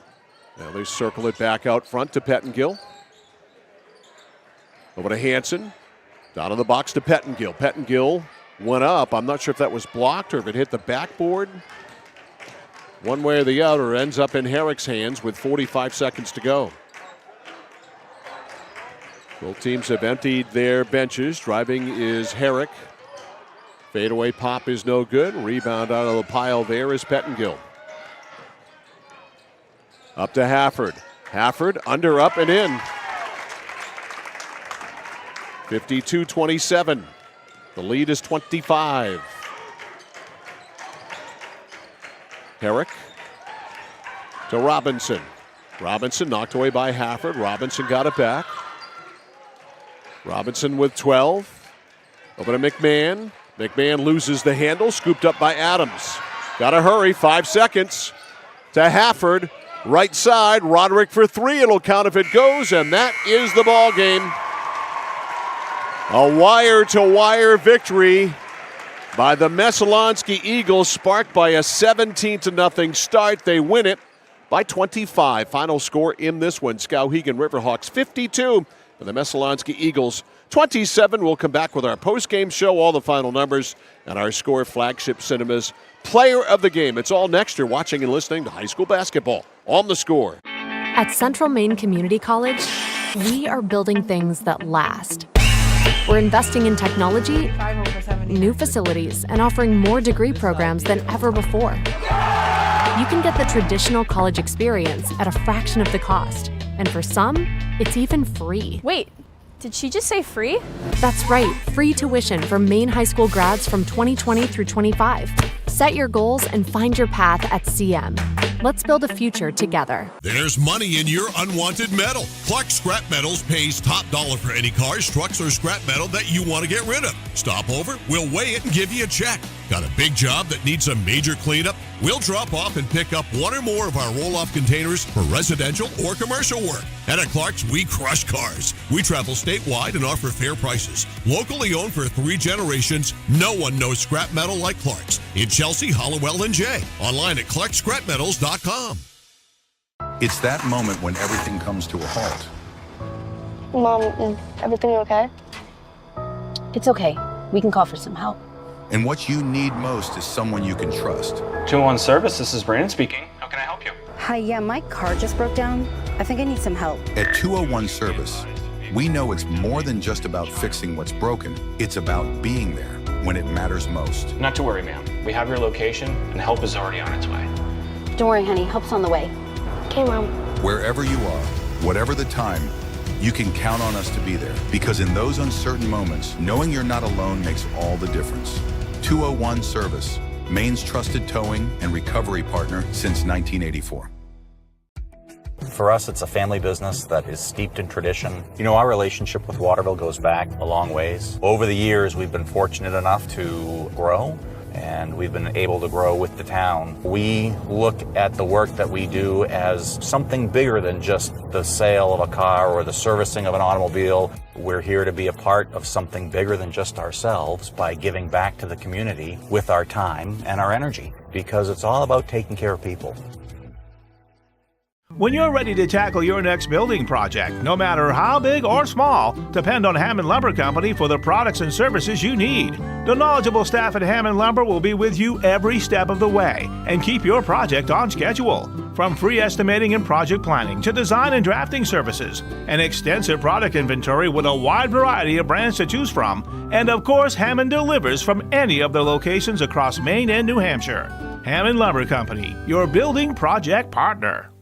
At Midstate Machine in Winslow, Maine, we manufacture complex components and large-scale turbines that power industries across aerospace, defense, and energy. We're hiring CNC machinists. And whether you're experienced or just starting out, we offer on-the-job training to help you build a rewarding career. Join our Safety First team, where your ideas are valued, and enjoy competitive pay with 2 weeks of paid time off starting on day 1. Apply today at midstateusa.com, where your career powers the future. Time for our fourth quarter breakdown here on The Score and our post-game show. It's brought to you by 201 Service here in Skowhegan, Maine's trusted towing and recovery partner since 1984. Pretty much a cruise control fourth quarter for the Skowhegan Riverhawks. They went into it with a 17-point lead, and it's not like either team had an offensive explosion in the third quarter. Skowhegan outscored Messalonskee 10-2. Messalonskee able to only put 2 points on the board, 10-2. The edge for Skowhegan to account for their 25-point victory. Fourth quarter breakdown brought to you by 201 Service in Skowhegan, Maine's trusted towing and recovery partner since 1984. Runs of 17-0 in the first quarter right off the bat to start the game. A later 10-0 run. You get 27 straight points at any point in any game, whether it's consecutively or added together in 2 runs.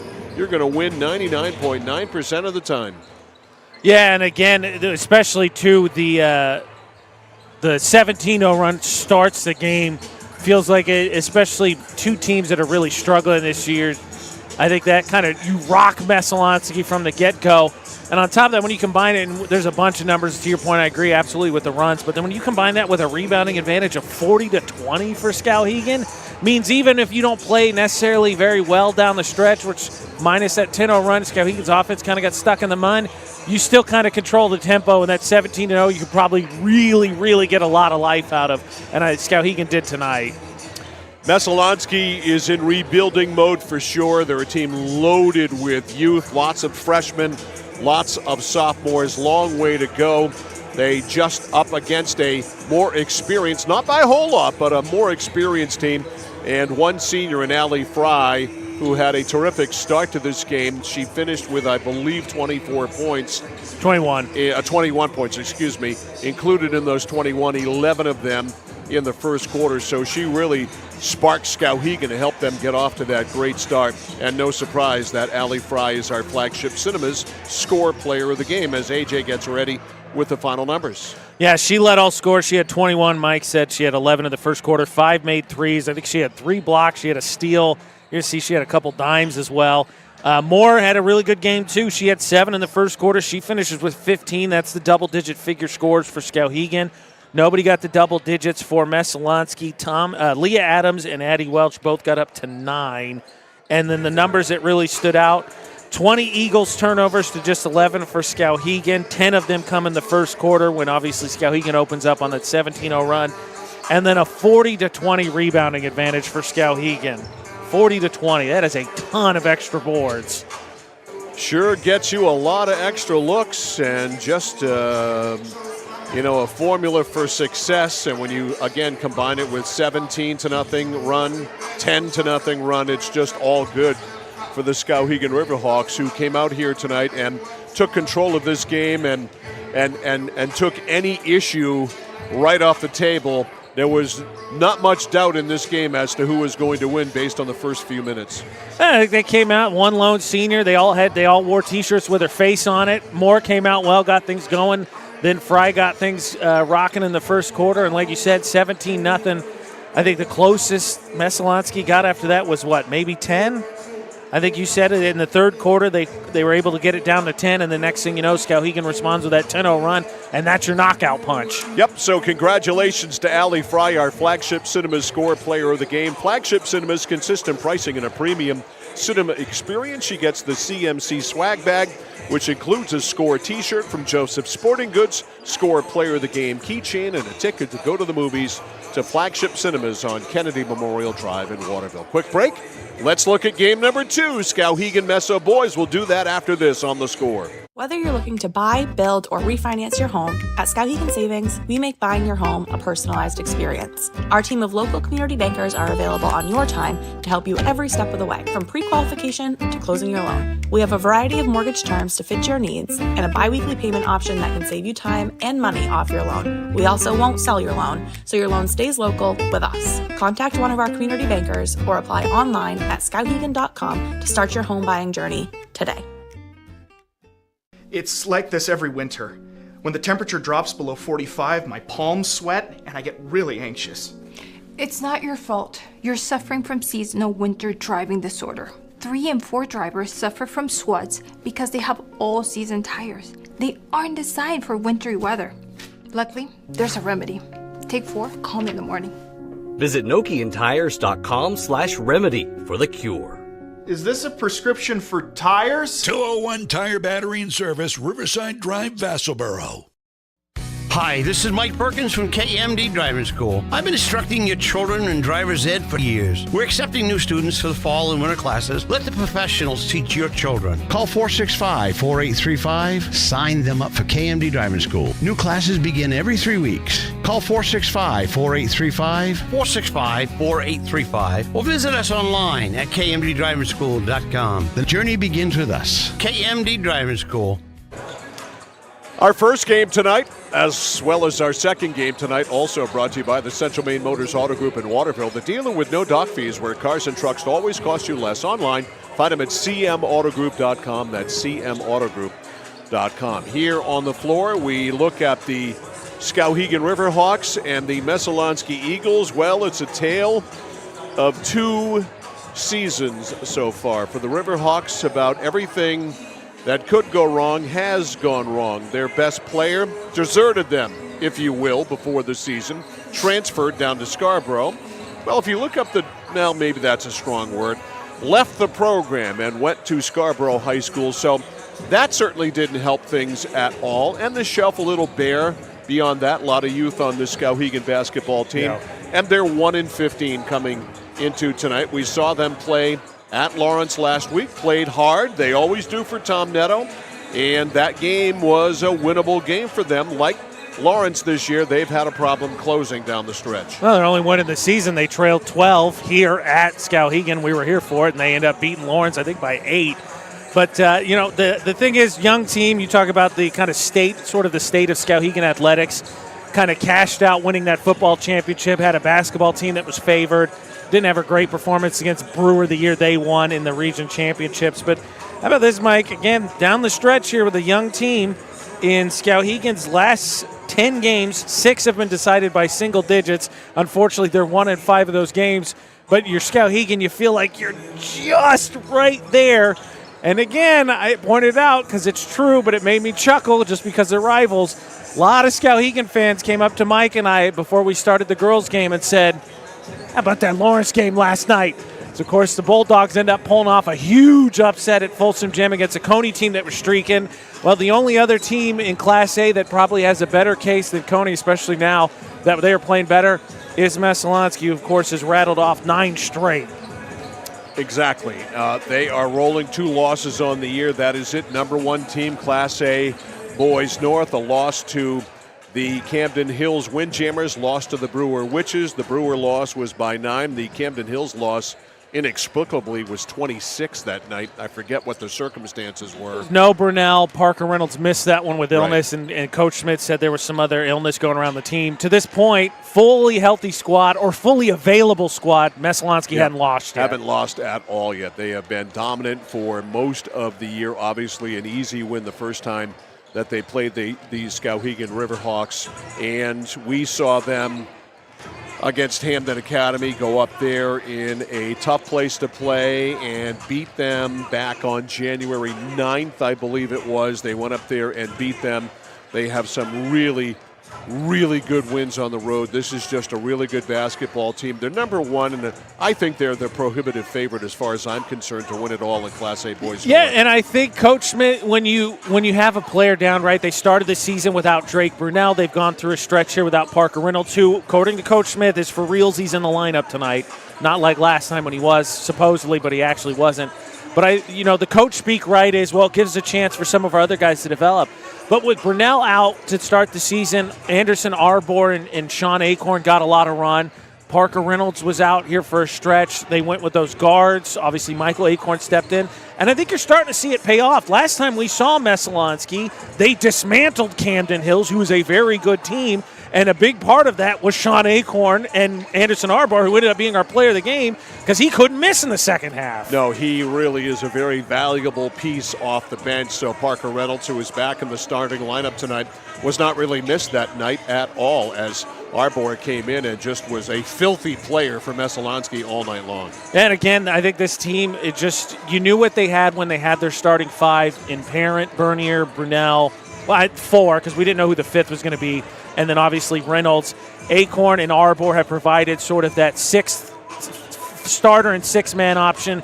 And then they have Michael Acorn, who provides them a little bit of bulk off the bench, and then Josiah Stone, who gives them some length. But again, we have yet to see, I think, Messalonskee, even when they don't particularly shoot well, because against Camden Hills, Bernier and Parent struggled for stretches. Parent had a good quarter. Bernier took until late.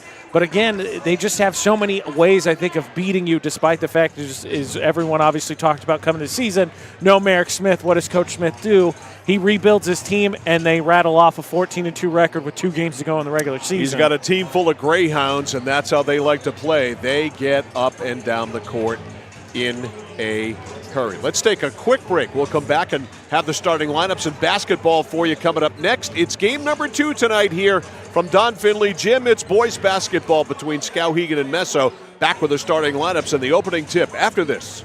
At Danforth's Down Home Supermarket, they're proud to be a second-generation family-owned grocery store with locations in Hermon and Pittsfield. They focus on providing fresh produce, high-quality meats, delicious bakery items, and a well-stocked deli. Danforth's Down Home Supermarket cuts and grinds fresh meat daily, and they offer Maine lobsters year-round. They also bake fresh bread, pastries, and other sweet treats every single morning. For added convenience, online shopping is available at their Hermon location with contactless curbside pickup ready in as little as 2 hours. Come discover Danforth's Down Home Supermarket. Whittemore & Sons, your Coyote tractor dealer. Dependable sales and service for over 50 years.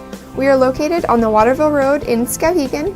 Sales and service by a family who cares. At Height Chevrolet in Skowhegan, our family is here for your family. And our family has been providing affordable, reliable transportation to families in central and western Maine for 113 years. You don't have that kind of longevity in the car business without building strong, trusting relationships with customers from one generation to the next. Whether you're looking for a new or pre-owned, financing, or special incentives, your shopping experience is always stress-free at Height Chevy. Height Chevrolet on Madison Avenue as you turn into Skowhegan. You'll also find the Height family of dealerships in Madison and Farmington. At Central Maine Community College, your future is our priority. I'm going to be a preschool teacher. An HVAC technician. Pediatric nurse. Whether your college journey is starting here, I'm going to be an architect. Physical therapist. I'm going to be a lawyer. or we're a stop along the way. I'm going to be a doctor. A machinist. Honestly, not 100% sure yet. With over 40 programs, I'm going to be a graphic designer. An athletic trainer. There is something for everyone. CMCC. Your future starts here. Starting lineups first for the Messalonskee Eagles of Sam Smith, who are 14-2. Sean Acorn starts at the point. He is a 5'10" sophomore. The second guard in this three-guard offense, Drake Brunel, 6'2" senior. Ryan Parent, 6'1" senior.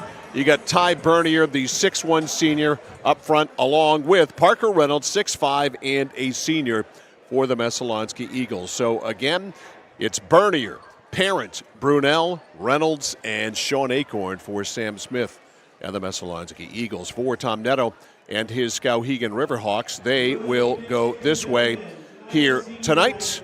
Starting at guard for the Riverhawks is Jack Fitzpatrick. He is 5'10" and a junior. Carter Netto also getting the start tonight as their second guard. He's 5'11" and a sophomore. Aiden McGinty, their third guard. He is 5'11" and a senior. Up front, it's Finn Donahue, the 6'1" junior, along with Jackson Hype, the 6'3" senior. It's also senior night here tonight as well for the Skowhegan boys, and they are introducing the Messalonskee seniors as well. They certainly have plenty of them. So again, to reiterate, the starting lineups for, or lineup that is for Messalonskee, or excuse me, for Skowhegan: Donahue, Fitzpatrick, Netto, McGinty, and Jackson Heights.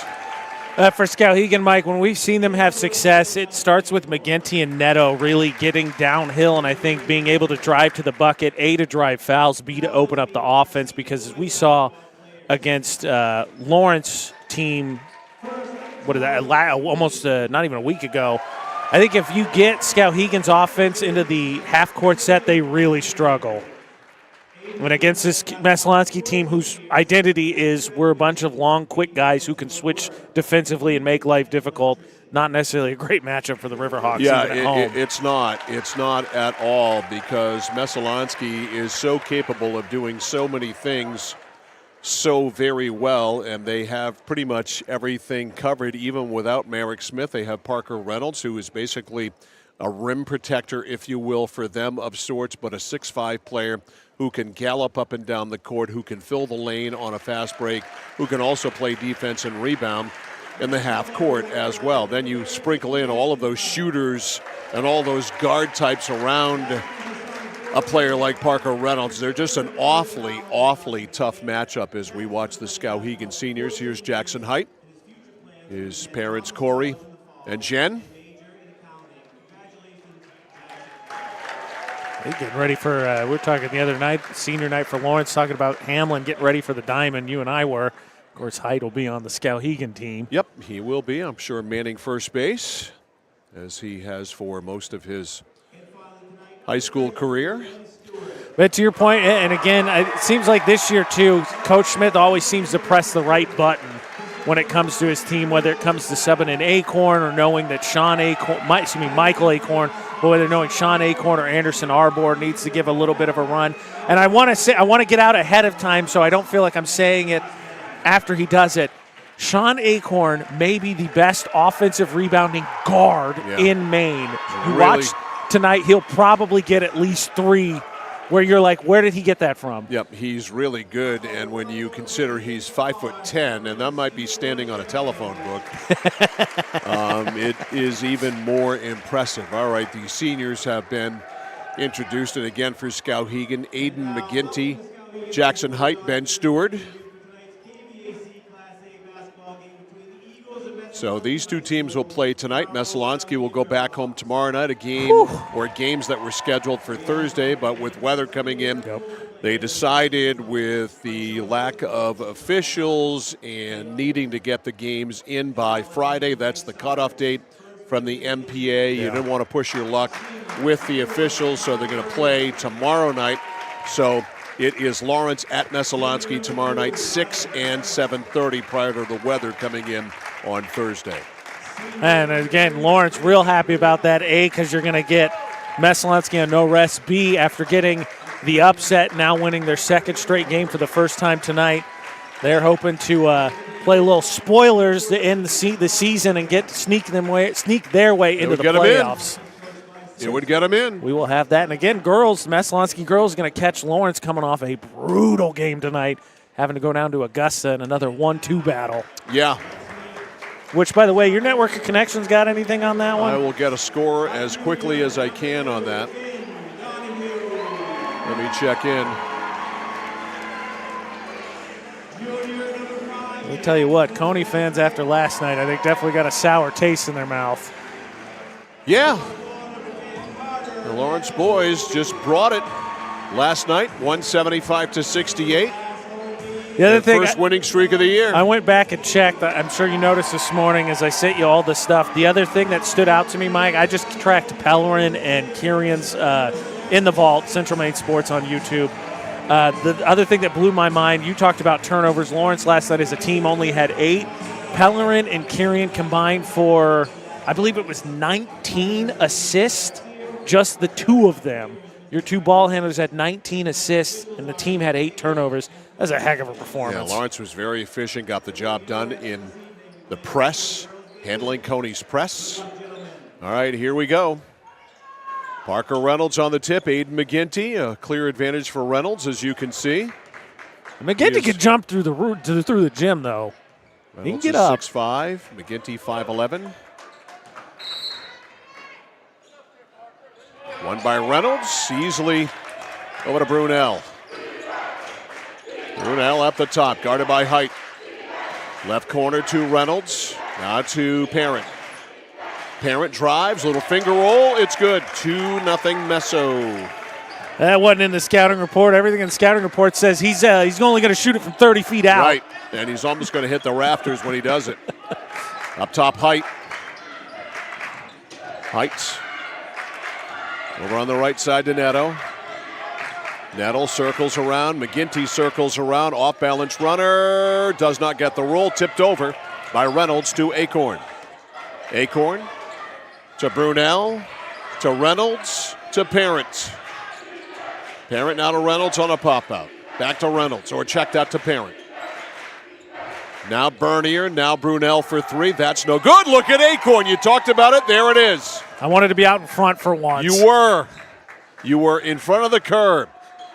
Brunel over to Ty Bernier for 3. That's no good. Rebound is saved over in the corner by Jack Fitzpatrick, and he's fouled inexplicably there by Ryan Parent. I'm not sure what the point of that was.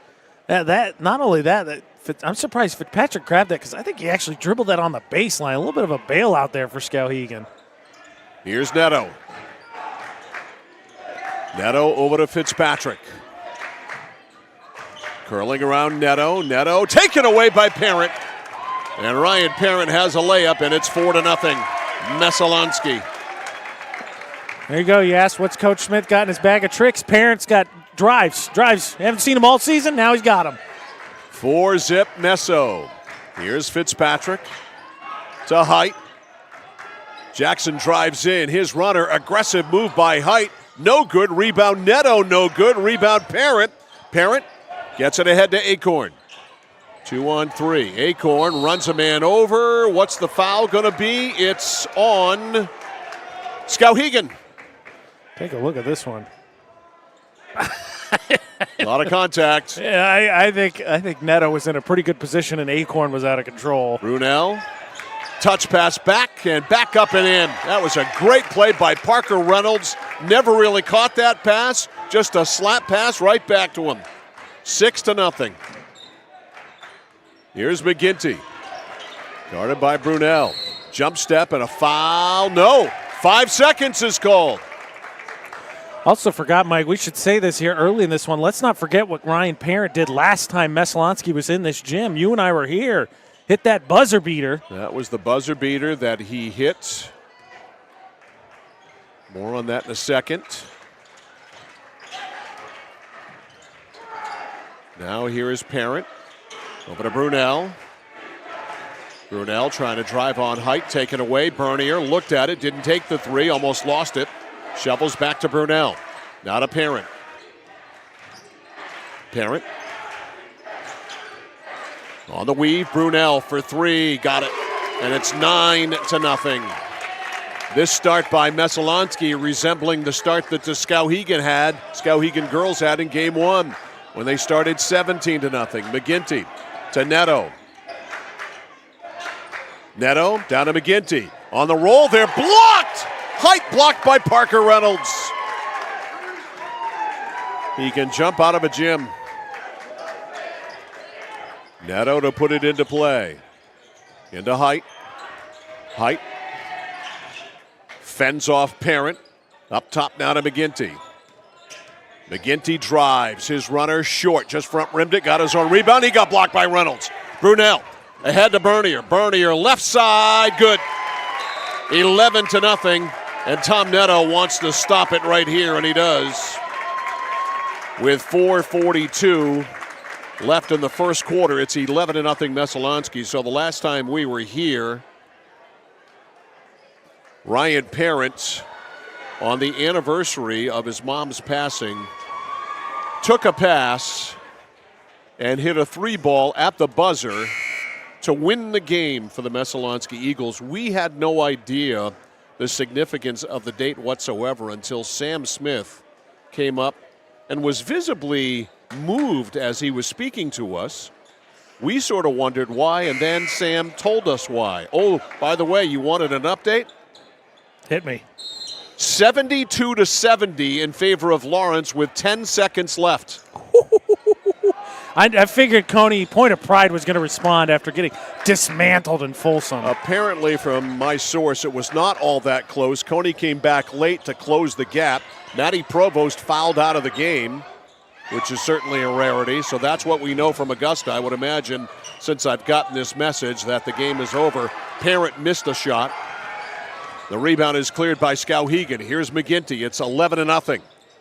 Messo with the lead. Height on the baseline, laid it off to Donahue. Donahue with very little offense in his game. Back outside to Neto. Neto pulls up, swish, and it breaks the run. 11-2. 3:55 to go in the first quarter. It's been all Messalonskee. Parent drives, goes in, runner, nope.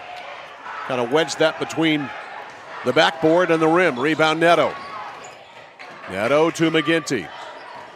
McGinty drives, shut off by Acorn, shovels back outside to Height.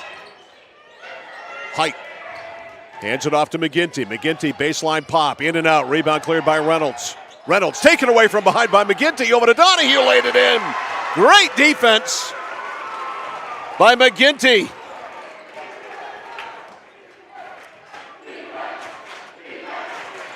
Here is Brunel. Hands it off to Bernier for three. Ty misses. Rebound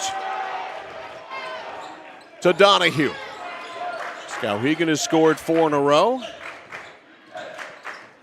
It's 11-4. Neto on the baseline, shut off by Acorn. Pass out to Height, tipped by Parent. Over it goes now to Fitzpatrick. Jack drives, got a whistle on the way in. That's going to be Bernier on a reach here backside. You'll see on the Mid-State Machine instant replay. So Bernier called for the foul. Here is Anderson Arbor. He's a nice bench piece when you can bring a guy like that in. Sean Acorn comes out. For Skowhegan, Bryson Socher gave them some good minutes the other night against Lawrence, and Caden Pelletier did as well. Yeah, he was, I think, the game-high scorer actually in that one. Pelletier up front. Socher, the freshman, a three-ball. Nope, off. Rebound Reynolds to Parent. 11-4. Skowhegan trails by 7. Parent shovels back outside to Arbor. Now deeper to Brunel. Brunel at the top. Tricky dribble there on Austin, who just came in as well. Now Reynolds. Now Parent. Parent from way out deep. Air ball. Whew. That doesn't happen very often. Arbor saved it. A save there by Arbor. Here's Josiah Stone at the scorer's table. He's going to come in. Parent cruises through, goes under, up, no good. Got his own rebound, back up, no. He's going to the line. Yeah, Parent going to his bag of tricks. Everything from 30 feet. Now he's getting everything under the glass. Stone will come in for Parent when he can. Parent at the line, hits. The foul was on Finn Donahue, 12-4.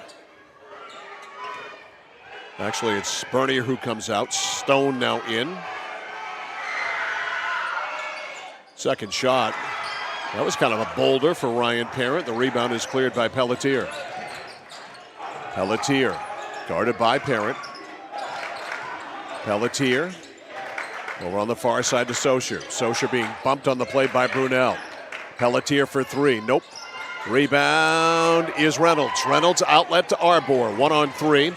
Arbor goes in high off that glass. Counted and one. That's a great shot by Anderson Arbor. And nice job here, too. A little hesitation and gathered here. Defense, I think, thought he was going to wait, and then he just muscled it up through the contact. 14-4. Arbor looking to make it 15-4. 1:45 to go in the quarter. If you hadn't noticed, we did. It's crunch time. It's brought to you by Clark Scrap Metals. Don't fix it, scrap it. Locations in Chelsea, Hollowell, and Jay. Second free throw no good. Still 14-4. Fitzpatrick to Austin. Austin trying to go on to Arbor. Now to Fitzpatrick in the corner for 3. Loops out. Rebound is cleared. Reynolds loops a pass for Stone. Stone goes in. Got hit. Fades away. Josiah Stone knocks it down. 16-4. Always nice when you can bring a talent like that off the bench. Well, to your point, you're seeing it, right? That literally the play is Reynolds rebound, football pass to whoever's streaking down the court. He released, and it was there. Socher around to pick. Over to Pelletier for 3. Nope. Rebound boxed around, goes to the corner. Brunel comes away with it. Brunel to Reynolds. Reynolds, bound pass. That hit a foot. Not ruled a kick. Ball rolls to Fitzpatrick. Now to Austin. Skowhegan with a break. Austin baseline. Shovels off Donahue. Donahue lost it. Donahue looks.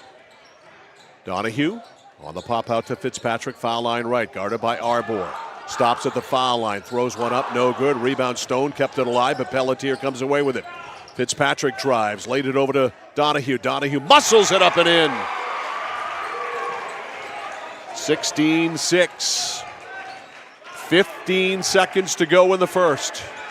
The number 1 team in Class A Boys North with the ball and a 10-point lead. Brunel. Foul line outside of Parent. Parent got to shoot it. He will take it from way downtown. It's off the back rim. No good. The score at the end of 1 from Skowhegan. Messalonskee 16, Skowhegan 6. You're watching and listening to high school basketball on The Score. Casella Waste. You see their trucks everywhere all the time. That's because they're out taking care of customers like you. Roll-off dumpsters, they've got them 15 to 50 yards. And they're in your neighborhood picking up the trash so you don't have to worry about it. Weekly, bi-weekly, or monthly from 2 to 10 yards. Casella Waste will also deliver portable toilets when and where you need them. And they offer septic services. Call to learn more about Casella Waste. 872-8257, 872-8257 for Casella Waste. First quarter breakdowns brought to you by 201 Service right here in Skowhegan. Maine's trusted towing and recovery partner since 1984. An 11-0 gallop out front by the Messalonskee Eagles to start this game. That is set the tone. They lead by 10, 16-6 at the end of the first quarter. First quarter breakdown brought to you by 201 Service in Skowhegan. And again, I think Skowhegan really struggles if you can get them in the half-court offense, and Messalonskee doing a really nice job of keeping them one and done. When there's defensive rebounds, they've pretty much snagged them, despite the fact Messalonskee, I don't think, has really shot the ball well here to start this first quarter. Transition's been the Eagles' friend. All right, it's a Skowhegan ball to start the quarter. McGinty and Neto. Into Neto. Neto works it to the right, down low in the pivot to Height.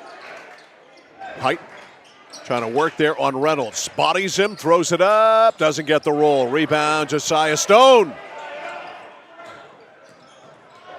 Stone got it away to Bernier. Right side, Sean Acorn, 3-ball, nope. Rebound tip, McGinty to himself. McGinty on the push. Behind the back. Stutter step at the foul line, laid it over, got fouled on the play. They're going to get Arbor here. You're going to see on a bump. He can't fall for McGinty's head fake. I have yet to see him shoot a three, but he'll throw that head fake at you. All right, Reynolds comes out. Michael Acorn comes in. Pelletier inbounds to McGinty. McGinty takes it. It is a three. It is no good. Rebound Sean Acorn. Sean Acorn from behind along with McGinty. Held ball. It'll stay with Messo on the arrow. There it is. Anything the score says, exact opposite happens. I haven't seen a McGinty three, immediately takes one. 16-6. Messo by 6 over to Stone. Zone here from the Riverhawks. Yep, they've definitely changed their defense. It's like a 1-2-2. It kind of looks like it's moving at times. I think it's a 2-1-2. All right. It's tough though because as McGinty moves at the point, it feels like Height drops back further. So I don't know. That was tipped out of bounds. That's stolen by McGinty. Took it right away from Bernier. McGinty drives, goes in, had a hard time going up, but he still muscled it in. On the way up, he kind of lost the handle, but pushed it in. 16-8. Skowhegan has closed it to 8. Sean Acorn. Acorn in trouble, traveled, turned it over. Brunel and Parent coming back in. Arbor and Stone, who actually gave him some solid minutes. Off the bench, and we've got a timeout. It's a full, we'll take one. 6:41 to go in the first half. The score, Messalonskee 16, Skowhegan 8. This is high school basketball on the Score. Over 30 years ago, Paul and John A. Bowen set out on a mission to help aging Mainers stay in their own homes. Assistance Plus grew from their passion, dedication, and integrity where clients come first. Today, Assistance Plus serves not only the elderly, but clients with developmental and behavioral health challenges. Assistance Plus is here for you today and through all points of your life. Looking for a way to heat your home while staying within your budget? A home heating loan from Connected Credit Union is the perfect solution. We've got you covered with an affordable way to keep warm this winter. Maybe you're thinking of purchasing a heating and cooling system or replacing your windows. Making your home more energy efficient isn't just an investment in your home, it's an investment in your lifestyle. Contact our loan team for more details or apply online at connectedcreditunion.org. Get connected, stay connected. Federally insured by the NCUA, Equal Housing Lender. Membership eligibility required.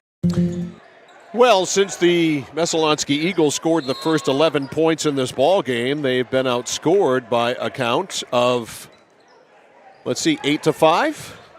Yeah, I think that's the correct math. Yes. So a little bit of a run here as Socher takes a three, no good. A little bit of a run by Skowhegan. The rebound is cleared by Parent. Over to Brunel. Brunel wrecks some traffic. Over to Sean Acorn. Both the Acorn boys in there. Sean drives. Runner. Nope. Rebound to McGinty. McGinty on the push. A stutter step. Goes under, up, and can't get the roll. Rebound fought for. Height tipped it over. Went to Acorn. Now it's loose. Button. Who's got the button? The button controlled now by Brunel. Brunel over to Parent. Parent releases. Nope. He's been off tonight. Rebound Height. He has a great drive by McGinty again. I think if they can go quick and get shots before the defense is set, that's ideal. McGinty reverses to Saucier. Now to Pelletier, baseline to Neto. Neto a double team. The ball's loose. Parent dives on the floor, comes away with it to Parent. But Sam Smith had called timeout just in case there to save the possession. So Messalonskee will retain it either way. Gives us time to remind you tonight's game is brought to you by Central Maine Community College. More than just a community college. Over 40 academic degrees and certificates to choose from. One of the lowest tuition rates in New England. Just go to cmcc.edu. Your future starts now at CMCC. Now that last possession you saw there is we had the Mid-State Machine instant replay. What you saw there is Neto was trying to call out the play. The problem is if you're standing on the baseline corner, not a good place to let the defense come catch up to you while you're just standing there barking out, because now all of a sudden 2 defenders turns into 4 defenders because you've got the baseline and the sideline. Yes, sir. Tomorrow night, Messalonskee at home against Lawrence. Girls and boys, 6 and 7:30, both of them here. CentralMaineSports.com. 1160thescore.com, our YouTube channel at Central Maine Sports. Please subscribe while you are there. Reynolds to Parent. Angles in, stops on a dime. Short. He is way off tonight. He is. Rebound, Finn Donahue. And I think they missed Bernier in the corner there on that drive. Got to get him going, too. McGinty way over the defense to Pelletier. Neto for 3. Nope. Rebound, Reynolds. Loops a pass to Acorn. He's galloping in the front court to Brunel. Brunel, jump step. It's too hard. Rebound Height. A lot of contact there. McGinty, a stutter step on Bernier. Off the glass. Banks it in. 16-10. Low score certainly favors Skowhegan. Or helps Skowhegan, I should say. Brunel. Over to Sean Acorn. Acorn penetrates, finger roll, doesn't go, but he's going to the line. Great drive there by the 5'9", Sean Acorn. It's hard for a guy 5'9" to play bigger than 5'9". He plays bigger than 5'9". Him and Arbor, I think, just deceptively strong. Oh, Acorn he's a rock. He missed the free throw. The praise was too much. Trevor Austin in, Caden Pelletier out for Tom Neto. Second one by Acorn, got it. 17-10. By the way, that was Pelletier's second foul for Skowhegan. Keep an eye on that. Here's McGinty with 4:25 to go in the first half. Brunel right in his face. Drives, goes up, fouled by Brunel. And see the switch there. I don't think Brunel was on McGinty, but after he's had some success driving, Brunel gets the defensive assignment, but Brunel commits the foul. Aiden McGinty. Nope. Gotta hit the freebies at home if you're looking for an upset. Especially when you're playing the #1 team in the region. Arbor in, Sean Acorn out. One more for McGinty. Nope. Rebound Reynolds. 0 for 2. Can't have it. Brunel. Right side to Parent. Parent, some snazzy dribbling. Bumped a little bit. Reverses back foul line right to Brunel. A pick there waiting from Bernier. Brunel dances in, can't use it outside. Arbor will for 3. Knocks it down all net. Anderson Arbor off the bench. He is a weapon. He's become a solid 6th man. He's got 5. sometimes fifth man, and he commits a foul there on Neto as the praise was too high again. I guess so. I believe that's his second. It is. All right. It'll be Trevor Austin to put it into play on the sideline, 20-10. Neto. McGinty on the cut. Austin up fakes. Goes up. Reynolds took it away. They call him for a foul. Holy mackerel. From the blind eye, that looked like a lot of ball. Wasn't the hand, Mike. They're going to call lower body, but no. No good. That's 3 free throws in a row. Some people would say ball don't lie. Mid-State Machine replay don't lie. That's what I always say. It's true. 4 free throws missed in a row. Reynolds clears the rebound. Shovels to Parent. Baseline to Arbor. He's going to crank it right up there and nail it. Right now, Anderson Arbor is the man.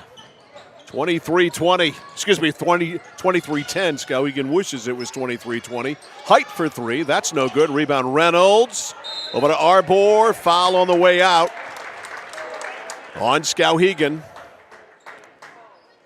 And that's created again because against Donahue, who I think is a pretty good rebounder, and for those, obviously, anybody who's followed Skowhegan athletics, the namesake also would suggest that Parker Reynolds is able to box him out basically with one arm.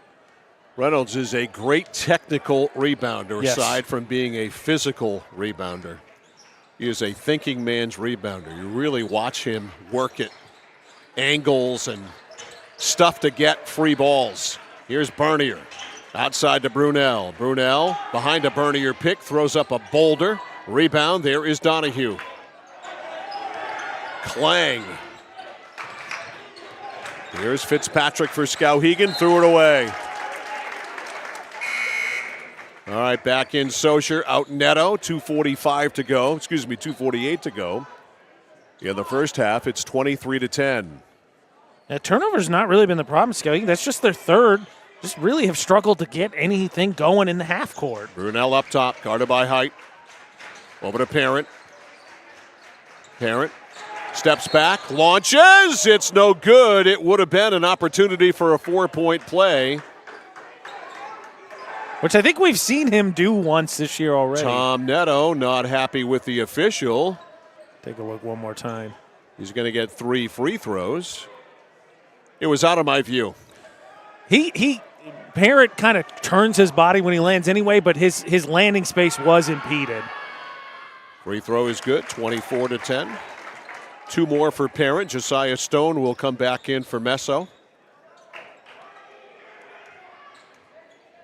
Josiah had a good appearance earlier in the first half. Parent misses the second one. Stone comes in. Sean Acorn comes in.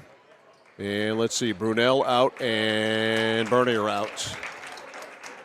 This is a curious lineup just because Brunel and Bernier, I think, primarily your ball handlers for the Eagles. So I think Arbor and Acorn can, but obviously not necessarily consistently in that role. Parent with 1 more. 1 for 2 so far.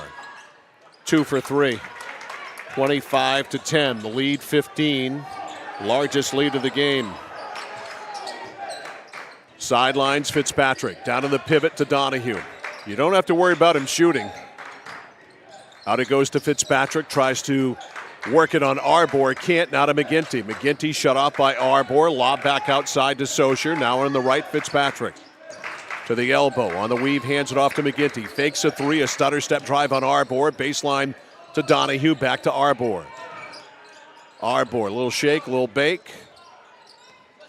That's the only thing he can do, and another swat away there by Parker Reynolds, who's piling up the block shots. I believe that's already, his 4th block? Pelletier to put it into play.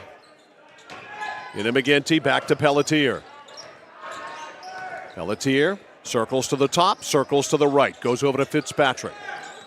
Fitzpatrick angles, stop there. McGinty right side, drives, pushes it up and in.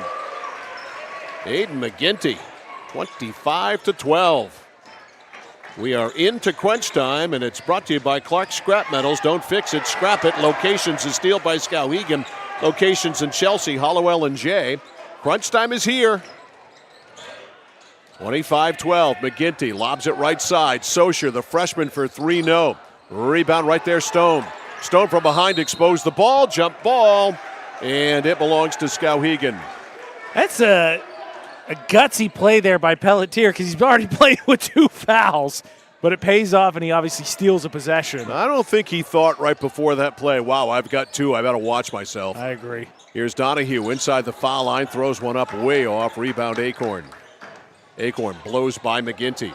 Acorn weaving all the way through. Got hammered. He's going to the line. Helped up by Donahue. Yeah, you're going to see Acorn here. Goes by 1. He just creates this by speed and fearlessness. Because Donahue's waiting for him there, and he somehow gets inside Donahue. Michael Acorn's going to come in. Drake Brunel's coming back in too. Free throw, no.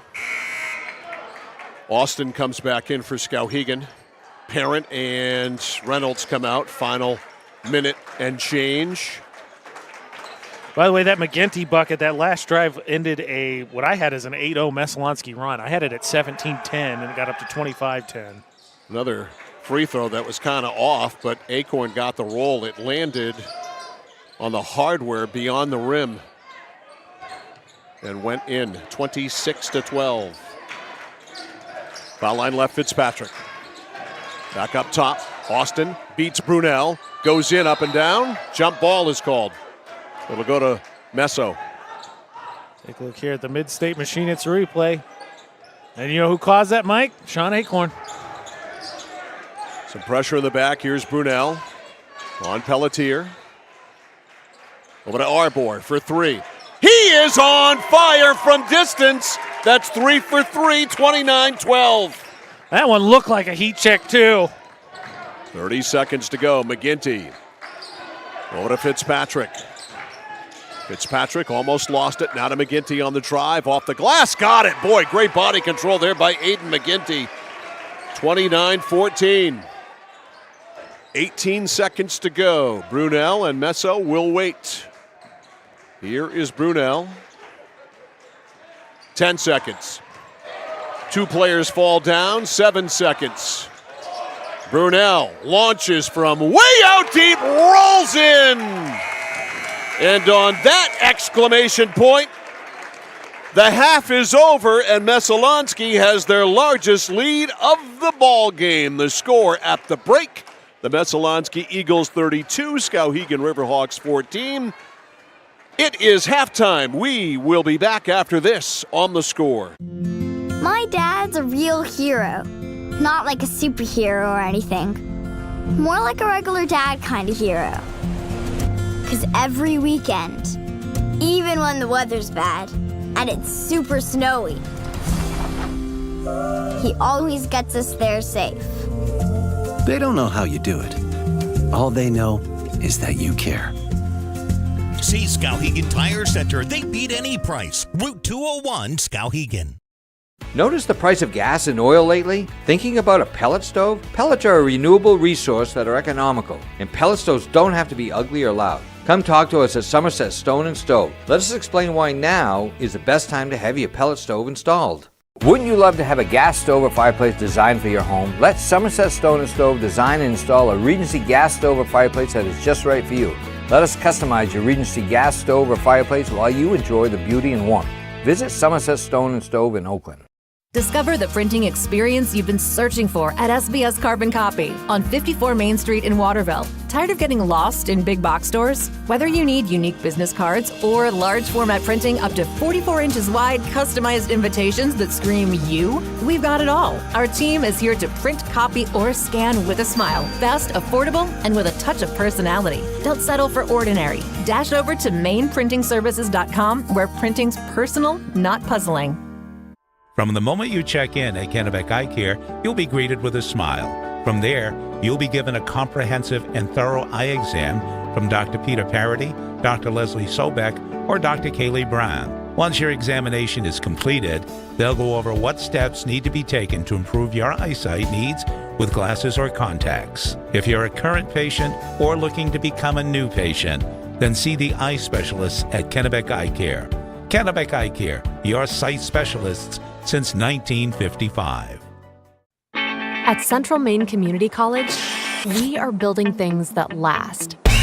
We're investing in technology, new facilities, and offering more degree programs than ever before. You can get the traditional college experience at a fraction of the cost. And for some, it's even free. Wait, did she just say free? That's right, free tuition for Maine high school grads from 2020 through 25.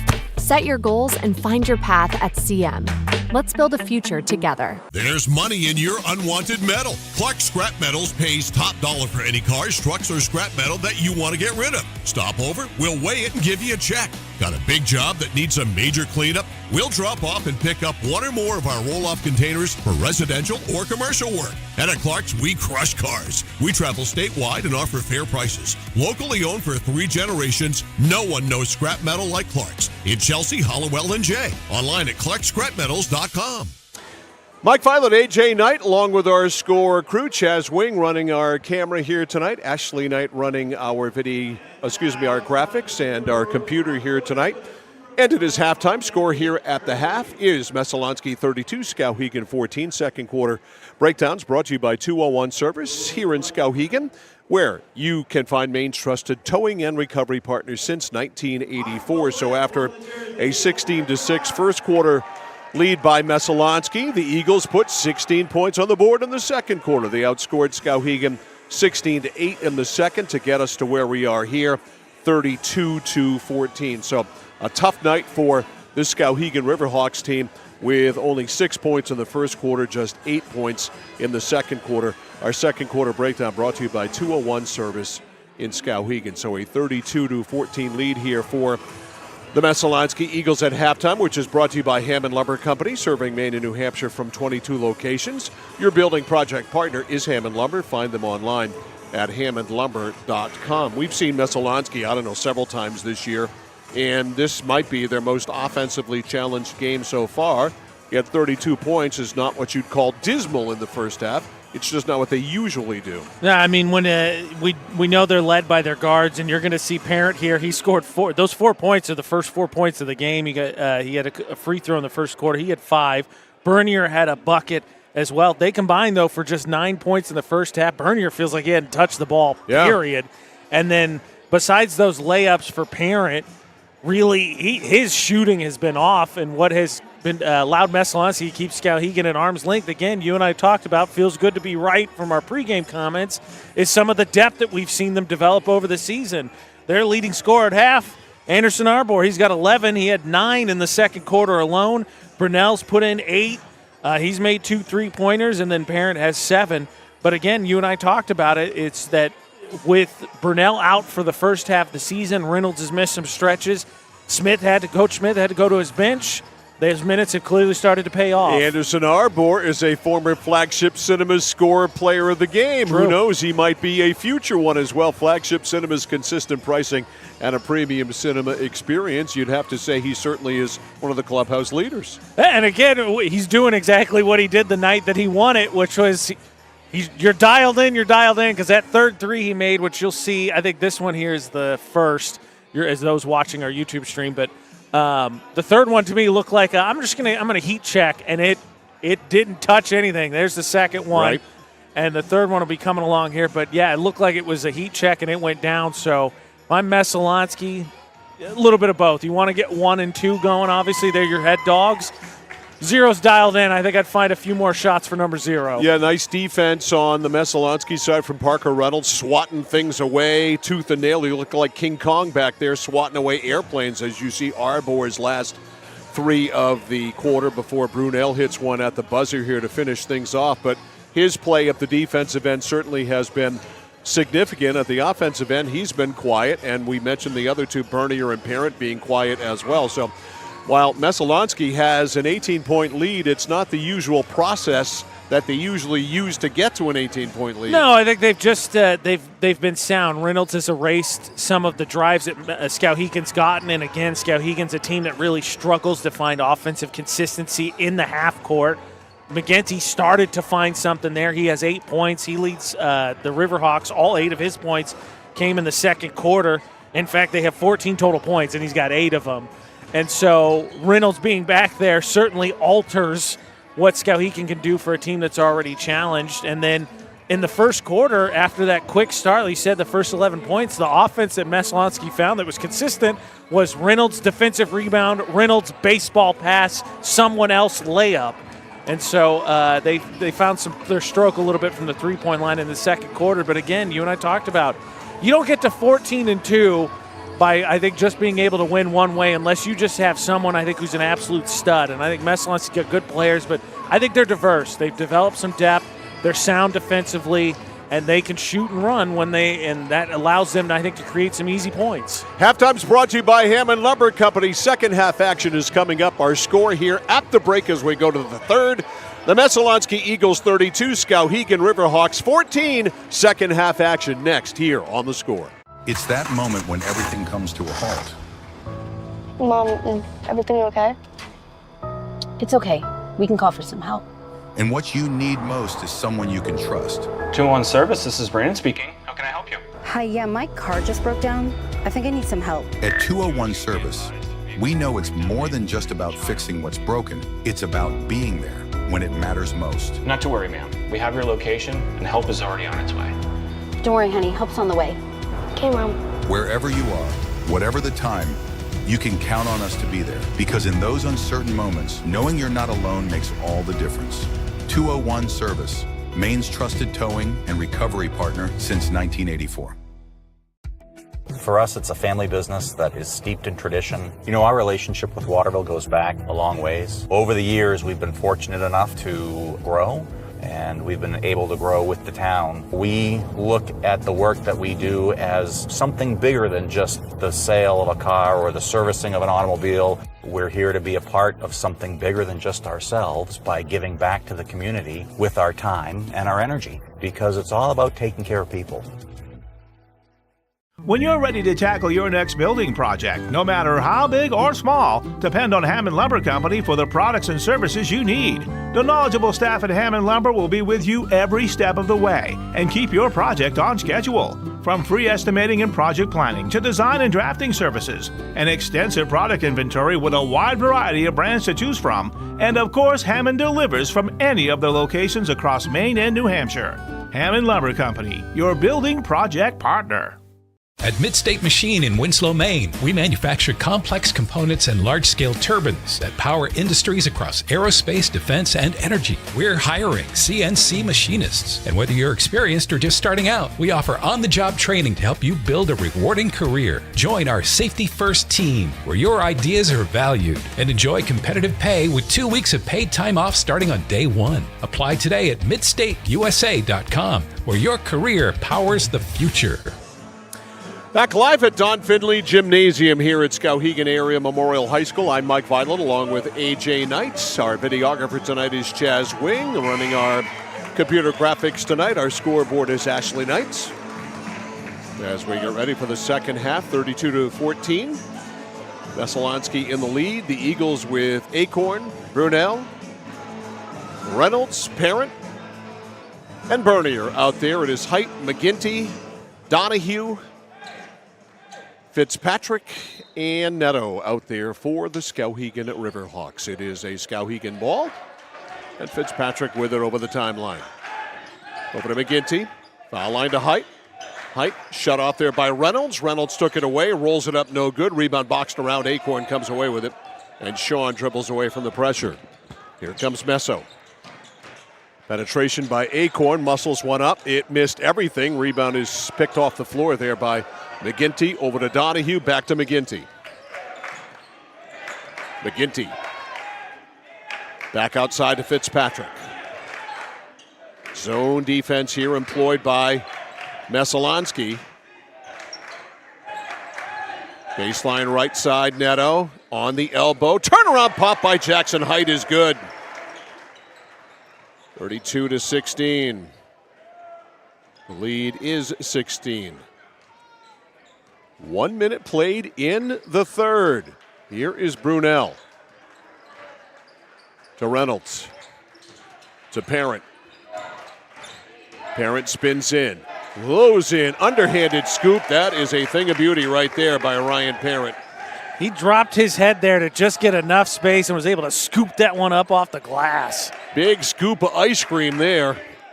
34-16. That is out of bounds off Neto. He just flat out lost it. I think he had taken his eye off it to see what was surrounding him. And again, turnover's not a problem tonight for Skowhegan. That's just their fourth turnover. It was 23-16 Messalonskee on the boards at half, but it's just been finding consistency with their half-court sets. Reynolds up top to Parent. Parent, no-look corner, Acorn, three on the way. It is off the front rim. Rebound taken down by McGinty. McGinty on the push. Little stutter step in the open court. Needs height, gets height. Height back out front for Neto. Neto, baseline to Donahue. Boy, Donahue's got to take that to the basket, and man, he popped Parker Reynolds. But if you're Donahue, you take that right to the basket immediately. I mean, you've got a bunny. Yeah, and Reynolds got the worst of it. I think that's actually the right call because Reynolds leaned into it. But, yeah, you saw it. We just showed you on the Mid-State Machine as a replay. Donahue was like just standing there waiting for a second. Go up with it. Go. I know he's limited offensively, but we're talking about a layup here. On the drive, Fitzpatrick. Fitzpatrick can't use it. He is in all kinds of trouble, and he's called for traveling. And again, I think normally the 6'5 Reynolds gives a lot of players, especially guards that go into the post, a lot to think about. But after he sent several of them back already, I think he gave Fitzpatrick plenty to think about while he was standing in the paint. All right, here's Brunel, 34-16. Messo by 18. Over to Parent. Parent over to Brunel. Brunel up top. Brunel takes a three. Nope, he traveled beforehand, knocked it down, but he walked ahead of time. Take a look No here. basket. Yeah, James Harden out there got himself open for that three. Yep, there was the Messalonskee shuffle right there. Here's Fitzpatrick. Pass to McGinty, knocked out of bounds by Brunel. Tell you what, man, I don't care who you are. I would not want to go against Drake Brunel for 32 minutes. He just leans on you. He's an agitator. Very, very physical. Yeah. Stolen. Here's Bernier. Ty goes in. Up fakes, goes up. Hits the shot. No, he missed the shot. That's the kind of night he's had tonight, but at least he drew a foul. Frankly, I think if he had taken right it up immediately, he would have had a basket. He just, had he played there by the senior trying to get the and one, but to your point, just kind of how his night is gone. Bernier shooting free throws. Rolls in. I will say, Mike, you and I have seen him, though, have some slow starts, and usually it's a free throw, and then all of a sudden he's dialed in. Arbor in, Acorn out. Also, that was Neto's third foul. Second one by Bernier, got it. The lead is 20. This is the largest lead of the game. Here's Fitzpatrick. To Saucier, who just came in. Saucier on the elbow. Down low to Donahue. Donahue muscling it up. He got tied up by Reynolds. Great play by Parker Reynolds. I can't see the arrow. It's in favor of Messo. That is a marvelous defensive play there by Parker Reynolds. Yeah, especially because on the switch, Arbor got Donahue, so Reynolds went down there and bailed out the guard. Here's Brunel. To Bernier. Ty looking, nothing there. Now there is Parent for three. Swish! He's got 12. 39-16. She's up to 23. 4:45 to go in the third. Fitzpatrick, a little baby runner off the glass too hard. Rebound Donahue. Nice muscle job by Finn Donahue, and he got fouled. Again, you got that last name. You play basketball for Skowhegan. They expect you to be able to get some boards. Well, if nothing else at all, Mr. Donahue, like his older brothers, is some kind of strong. Muscle that rebound, he'll shoot two. Forgive me because I forget the name. He's a good free throw shooter, actually, too. Yeah, 39-17. Forget the name of his brother who played last year, but the thing that blew me away, great basketball player, obviously, was a double-double machine. Heck of a goalie last year. Jack? Was it Jack? I think it was, right? Second one, no good. I jinxed them every time. Score jinx. Proudly in effect. We can jinx anyone at any time. Brunel drives. Shovels back outside. Bernier for three. That free throw did not get him going. Rebound Brunel to Parent. Parent drives. Throws it away. Picked off there. Pass intended for Reynolds. Picked off by Saucier. Saucier leads Pelletier. Pelletier down to Height. Height with Reynolds right there, and he got it. He got it, that is. I think Parent actually blowing through there actually hurt Reynolds because he couldn't get the position he wanted. 39-19. Lead is 20. Brunel on the right. Pick awaiting from Reynolds. Height slides through it, does again. Now Brunel for three. Nope. Rebound is cleared by McGinty. Tied up, though, by Arbor. Then McGinty won the muscle tussle. McGinty got fouled by Brunel out front. Man, not much there. Yeah, and if that foul doesn't get called, there might have been a travel after that. I think it would have been. I had the bailout there for Skowhegan. There really wasn't that much contact. Pelletier into Donahue, back to Pelletier, and he walked. So traveling apparently was inevitable.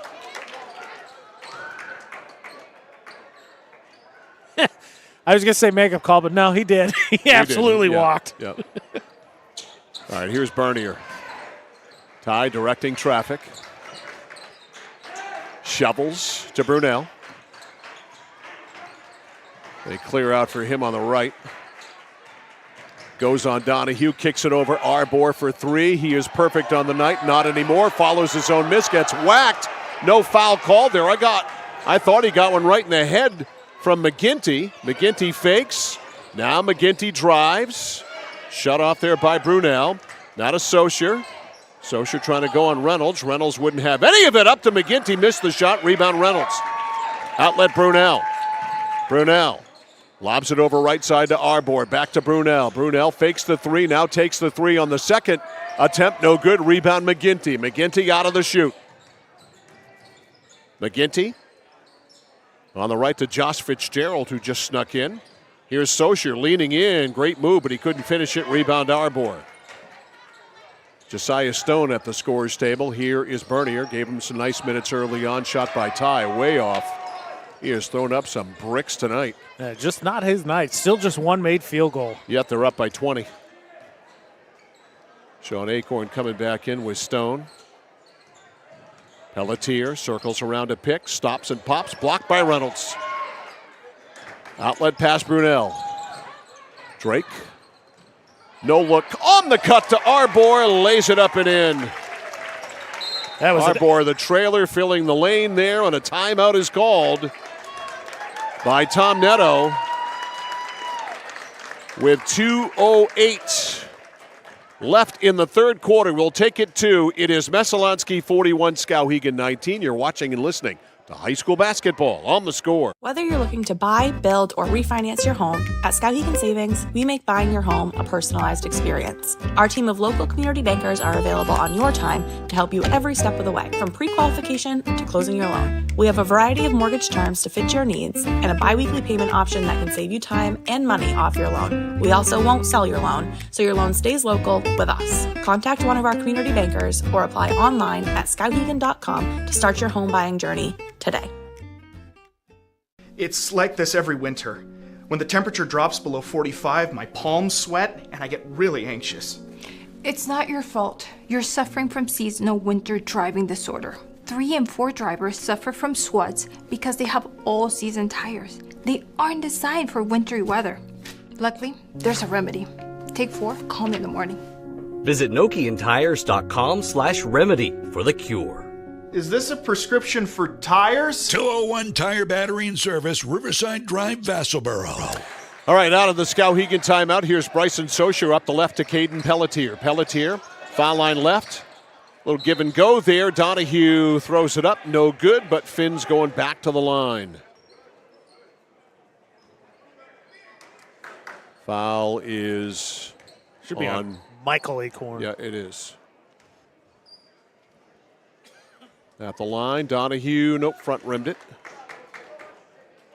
By the way, we didn't talk about this at halftime. Skowhegan was 0 for 4, and those are the only free throws they had in the second quarter, Mike. They're 1 for 3, 1 for 4 now in this quarter.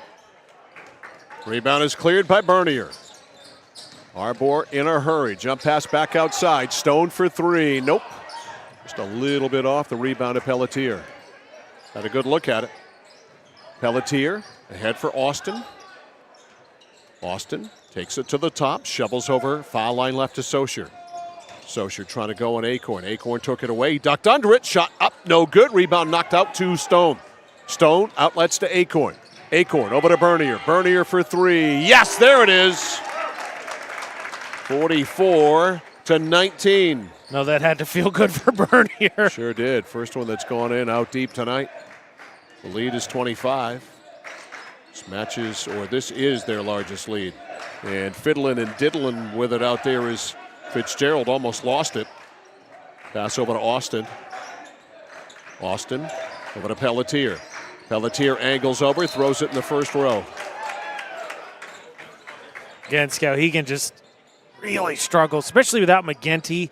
We've seen Neto at times have success driving, but just half court, they struggle to run offense. Here's Ty Bernier.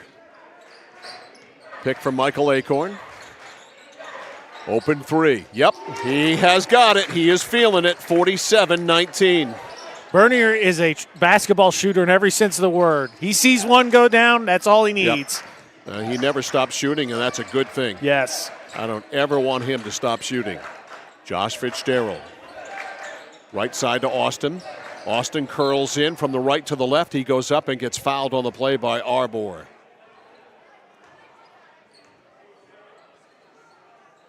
Two shots here for Trevor Austin, the 5'10 junior.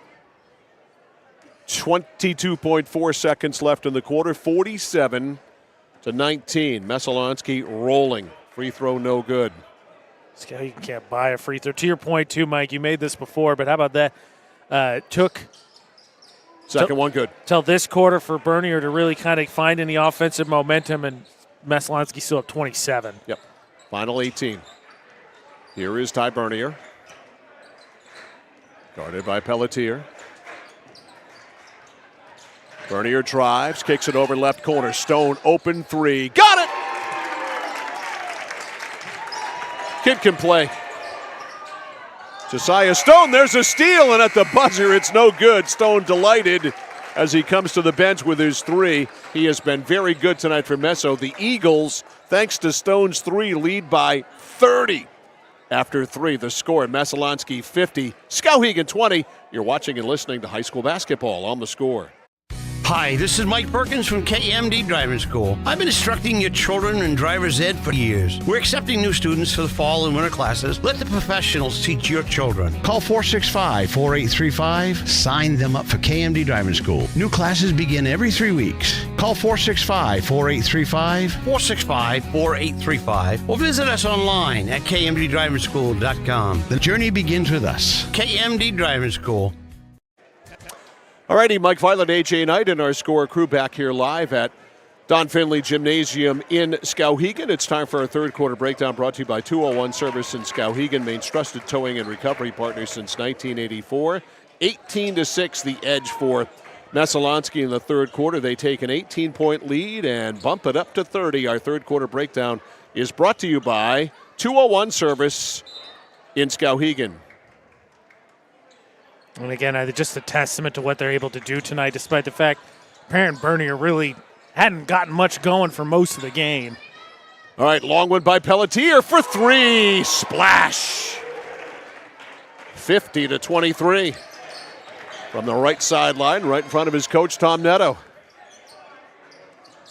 50-23. Here is Sean Acorn. And a timeout is called by Sam Smith. It is 8:30. Gives us time to tell you tonight's game is presented by the Central Maine Motors Auto Group in Waterville, the dealer with no dock fees, where cars and trucks always cost you less, online at cmautogroup.com. In fact, when you're driving out to Oakland tomorrow night, perhaps to see the Lawrence Messalonskee doubleheader, you'll drive right by Central Maine Motors. You'll drive by their new Central Maine Motors Auto Group Ford as you drive up Kennedy Memorial Drive.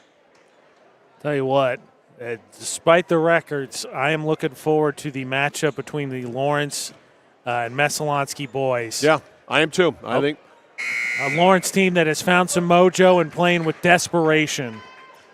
And they play their behinds off. Yes. They really do for Jason Pellerin. Say what you will about the physical talent of the team, but you can't question their dedication to playing hard. Here is Stone. Stone up top to Arbor. And he traveled because Stone zigged. He thought he was going to zag. He was going to hit him with a pass. And that ends up being a walk. All right, pass into Fitzpatrick. How about the shoes on Stone? Look like Snake, don't they? Wouldn't it be something if they were? That'd be so cool. Outside of Fitzpatrick, unless you're the Snake. The three is good. 53-23. Pelletier, Fitzpatrick, back-to-back threes, each of their first field goals. Excuse me, 50-26, and we've got a whistle here and a foul. Talk about playing with his hair on fire. Acorn goes by his man and goes in crashing into everybody. Yep. So Sean Acorn will get 2. The foul was on Jackson Height. And Sean Acorn airballed it. That draws a smile from his teammates, which you can do when you're up by 24. I bet he hits the rim on this one. He did, and he put it in. 51-26. The lead is 25. Here's McGinty. McGinty, top of the circle, to Pelletier on the right. Pelletier, back to McGinty. Trying to go on our board. Jump step, up and in. Good move by Aiden McGinty. 51-28. McGinty's at double figures now with 10. Here's Acorn. Up top to Michael. On the weave to Stone. Stone, little shake, little bake. Over in the corner. First shot of the night for Quinn Charles, who just came in. Charles, a 5'9 freshman, missed the rebound to McGinty. McGinty, a stutter step. Pulls up on a dime. Shot doesn't go. Rebound, Fitzpatrick. Fitzpatrick around Stone. Pass rolls out to the elbow. Lose picked up McGinty. Got it out to Height. Height baseline pop is good. Jackson Height knocks it down. 51-30. And maybe for Coach Smith here, a little bit advantageous situation, right? Because they got to play again tomorrow, being able to sit his guys. Oh, Acorn all the way for a layup. Yes, I agree. You've got to give them a little bit of a break if you can, and he can. They're up by 23 with 5:50 to go. You're going back-to-back tomorrow night. McGinty over to Height. Height will take the three. Off the back, no good. Rebound Stone. Quick outlet pass to Charles. Lobs it over to Michael Acorn, and he got blocked by Pelletier. Good block there by Caden Pelletier. Donahue in, Height out. Arbor to put it into play. Into Michael Acorn. Over to brother Sean.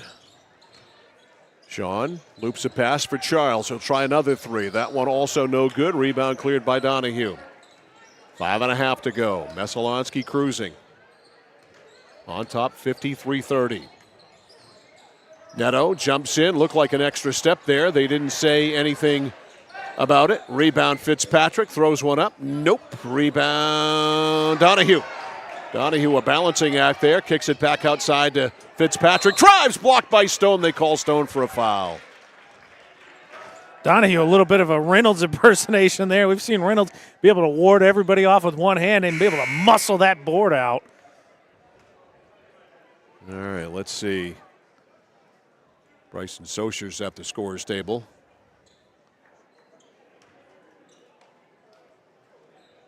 Going to get a little deeper down the Meso bench. We're going to get Liam Allen coming in for Anderson Arbor. So Allen comes in. He's a 5'10 sophomore. At the line here is Fitzpatrick. Shot no good. Rebound. Did we have a lane violation? We did. It's on Messalonskee.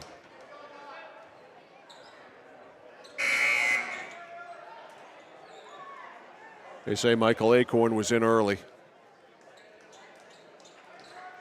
All right, in for Skowhegan, Josh Fitzgerald. Out is Pelletier. Fitzgerald, 6'1 junior. Shot is good by Fitzpatrick. He makes him pay. 53-31. He checks out. Austin comes in. Excuse me, 53-32. He's going to split the pair there. Lane violation allows him to go 2 for 2. All right, here's Acorn. This is Sean. To Michael. On the weave now to Charles, and we've got a whistle and an offensive foul on Michael Acorn, who says, "Sir, respectfully, I did not commit that foul." I was going to say you ran him over, but actually initially I think that guy more than anything just bounced off of Acorn. And I agree after watching the Mid-State Machine instant replay. I'd say too, Mike, for those who haven't seen any Messalonskee JV, number 10, Liam Allen, he's a player for their JV team. I like him. Austin fires one, missed badly, rebound out of bounds. Socher, nice job. He grabbed the ball about 3 feet out of bounds while in air. All right, here comes Sean Acorn. Sean Acorn in to steady the troops here. Foul line pop by Sean, in and out, rebound boxed around, goes to Michael. Michael over to Allen. Allen's pass intended on the sideline for Stone, picked off by Donahue, spins in. How about that for some athletic move there by Donahue? And he hits. He is an athlete. Tell you what, why didn't he do that more often? He's always seems real tentative to do anything when he offensively. gets the ball, it's like it's a stick of dynamite with him or a hand grenade. Right there, man. He went in, twirled around, popped it off the glass. It counts, and a foul. 53-34, 53-35. I mean, that was a heck of a play Yep, there. Great play. Sean Acorn in trouble, out to Stone. He'll jack up a three. Got it! You can't stop Josiah Stone. You can only hope to contain him. They give Stone 8 tonight. He's had a nice game off the bench when it was still sort of a game in the first. He was making plays. Timeout here with 4:12 left to go.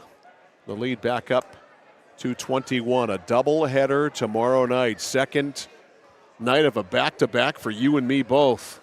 Yeah, not talked about a lot. Obviously, we've talked a lot about how Messalonskee, both teams, having to play 2 nights in a row with the Lawrence game moved up from Thursday to tomorrow. But lost in that shuffle, Mike Violet and A.J. Knight also going back-to-back in doubleheaders. That's 4 games for the two of us. Did you just refer to yourself in the third person?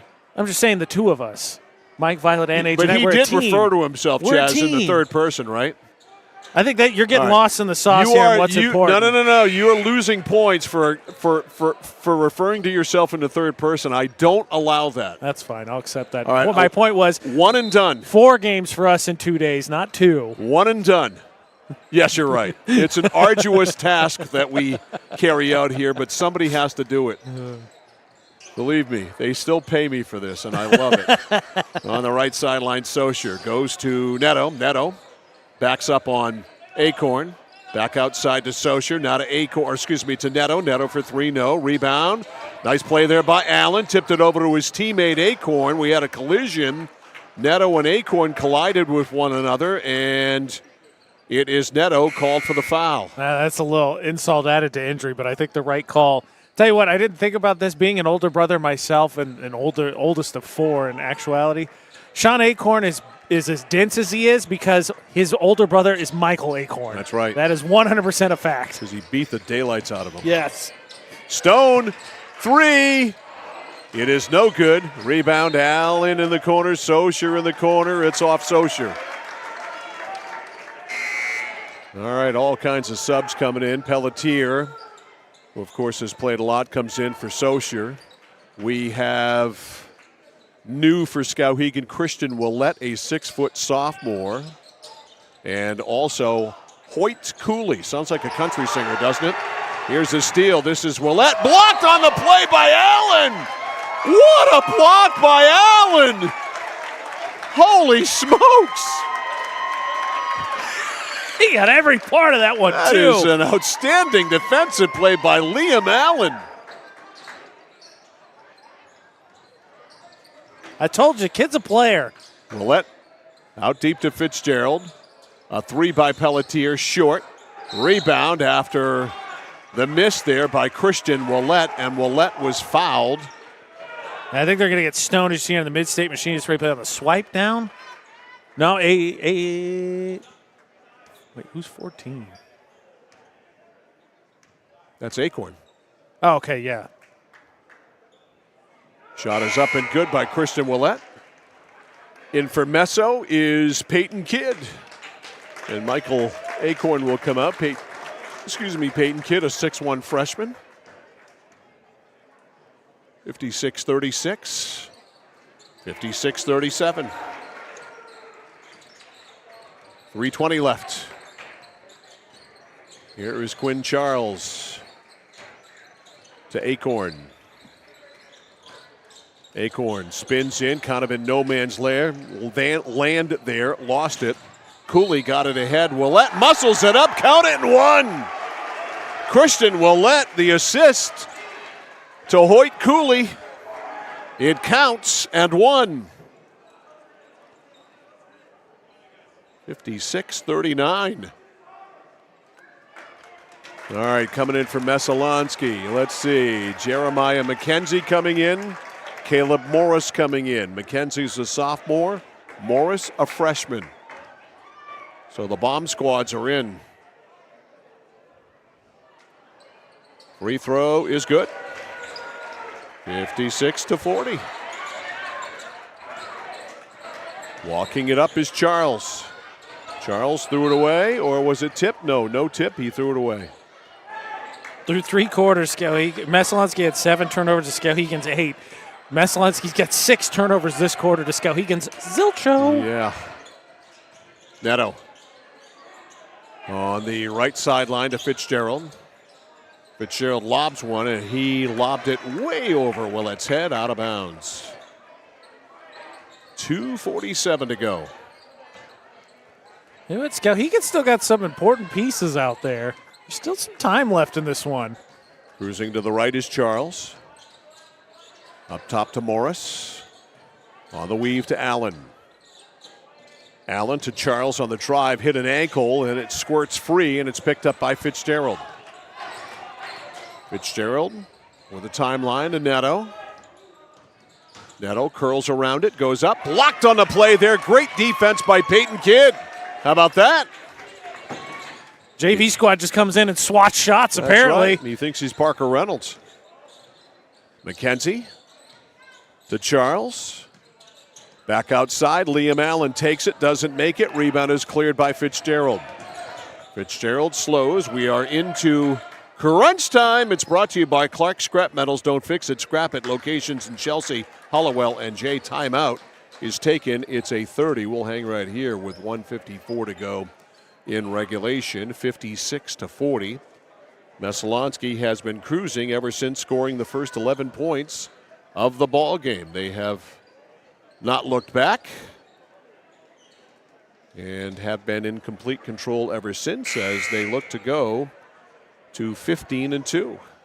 We'll say, obviously, next up on our schedule, like you said, we've got the Lawrence at Messalonskee doubleheader tomorrow.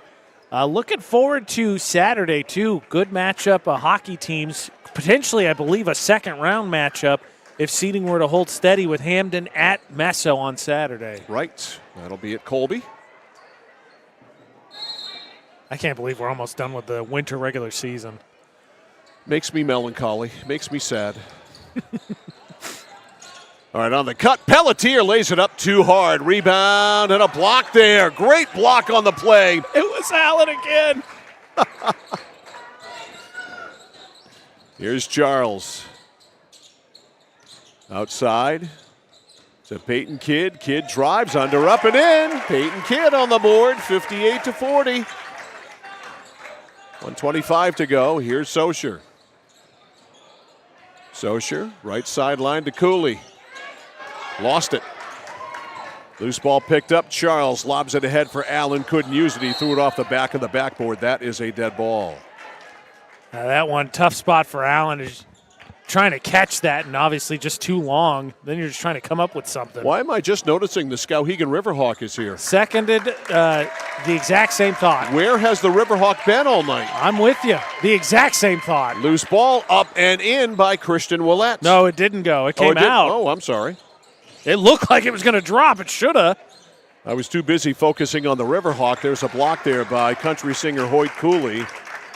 And it was a foul, too, on Quinn Charles. I can't believe the Riverhawk has been hiding all night long.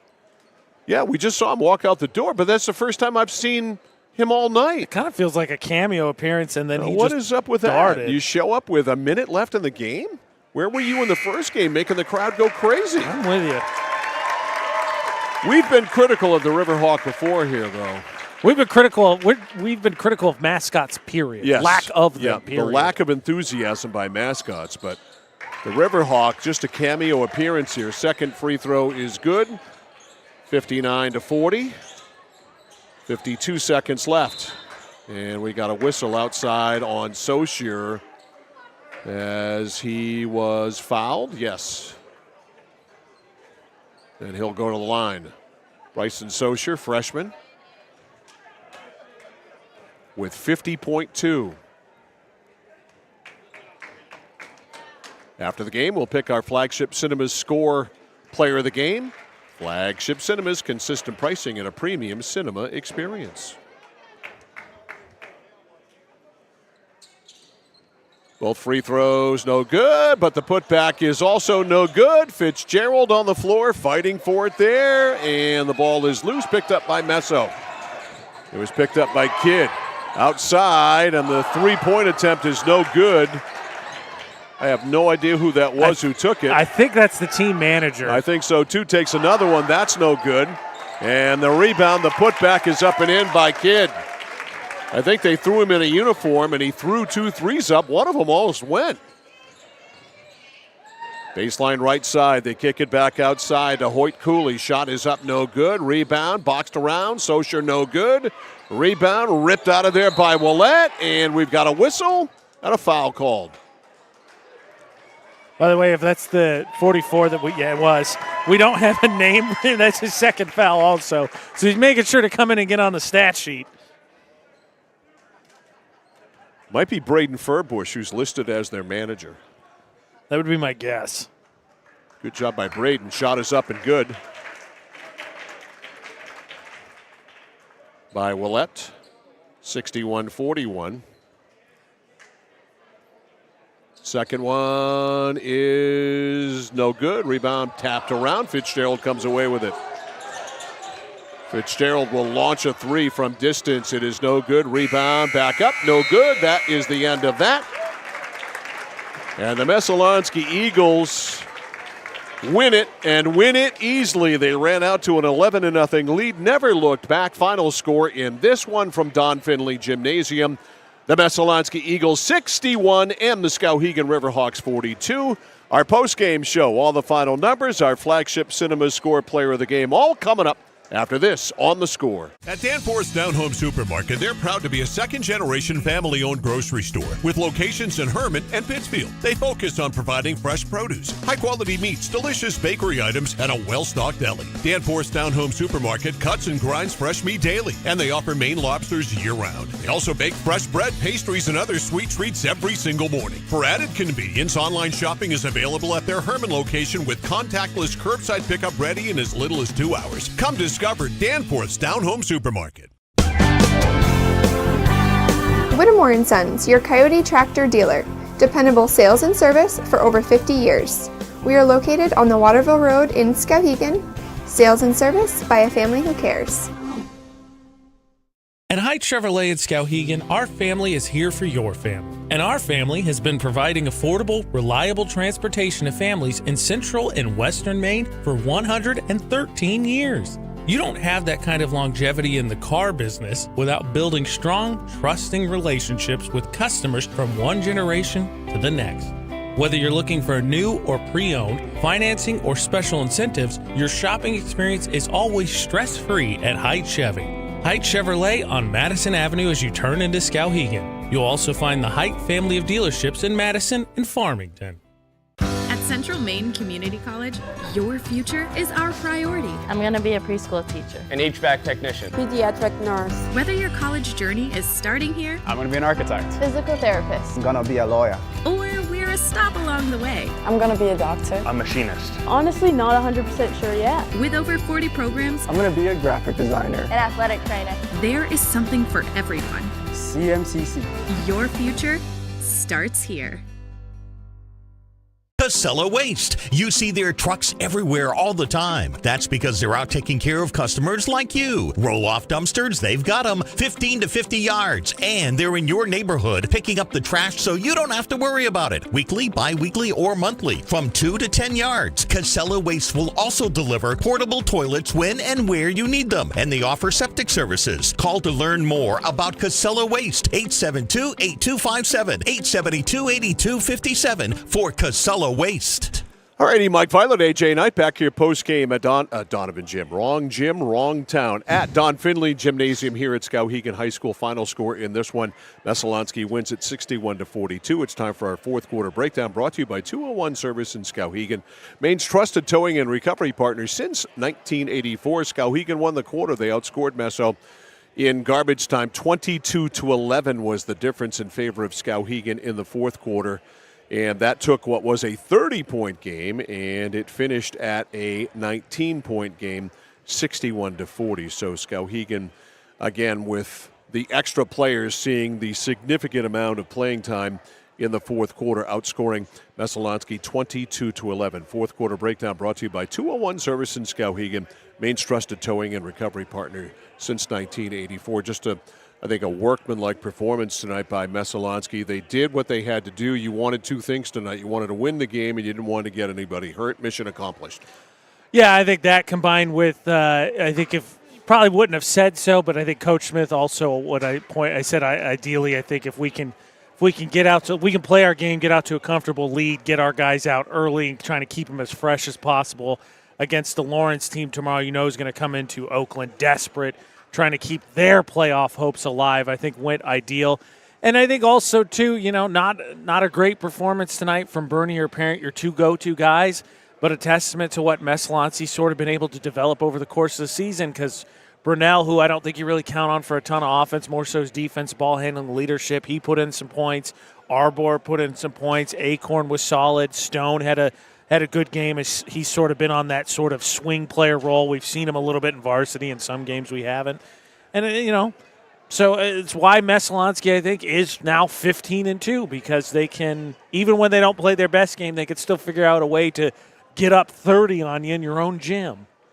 Yeah, they did it by playing some pretty good defense when the game was still a game, rebounding well, and getting enough offense from some complementary players like Anderson Arbor, who is our Flagship Cinema Score player of the game here tonight, and AJ will run down all of his final numbers along with everybody else's. Role players tonight, I thought Josiah Stone off the bench was a factor in the first half of this game. He also came alive in the second half as well to be a factor in the game. But a night where Ty Bernier took quite a while to get going, it finally happened for him late, and he hit 2 threes in a row, maybe 3 threes in a row, definitely 2 for sure, to get himself going a little bit. But Parent was way off tonight from distance. Drake Bunnell, I recall him hitting one at the buzzer to end the first half, but other than that, he had kind of a quiet night. And Parker Reynolds had kind of a quiet night at the offensive end. At the defensive end, he was a monster.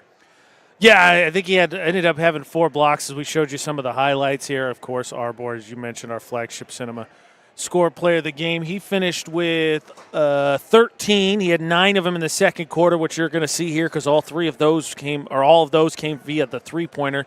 But looking at the numbers, leading scorer on the game was actually Anderson Arbor. He had 13. Parent had 12. Bernier had 10. He had 2 threes in a row. He had 8 of his 10 points there in the third quarter. Obviously didn't play in the fourth.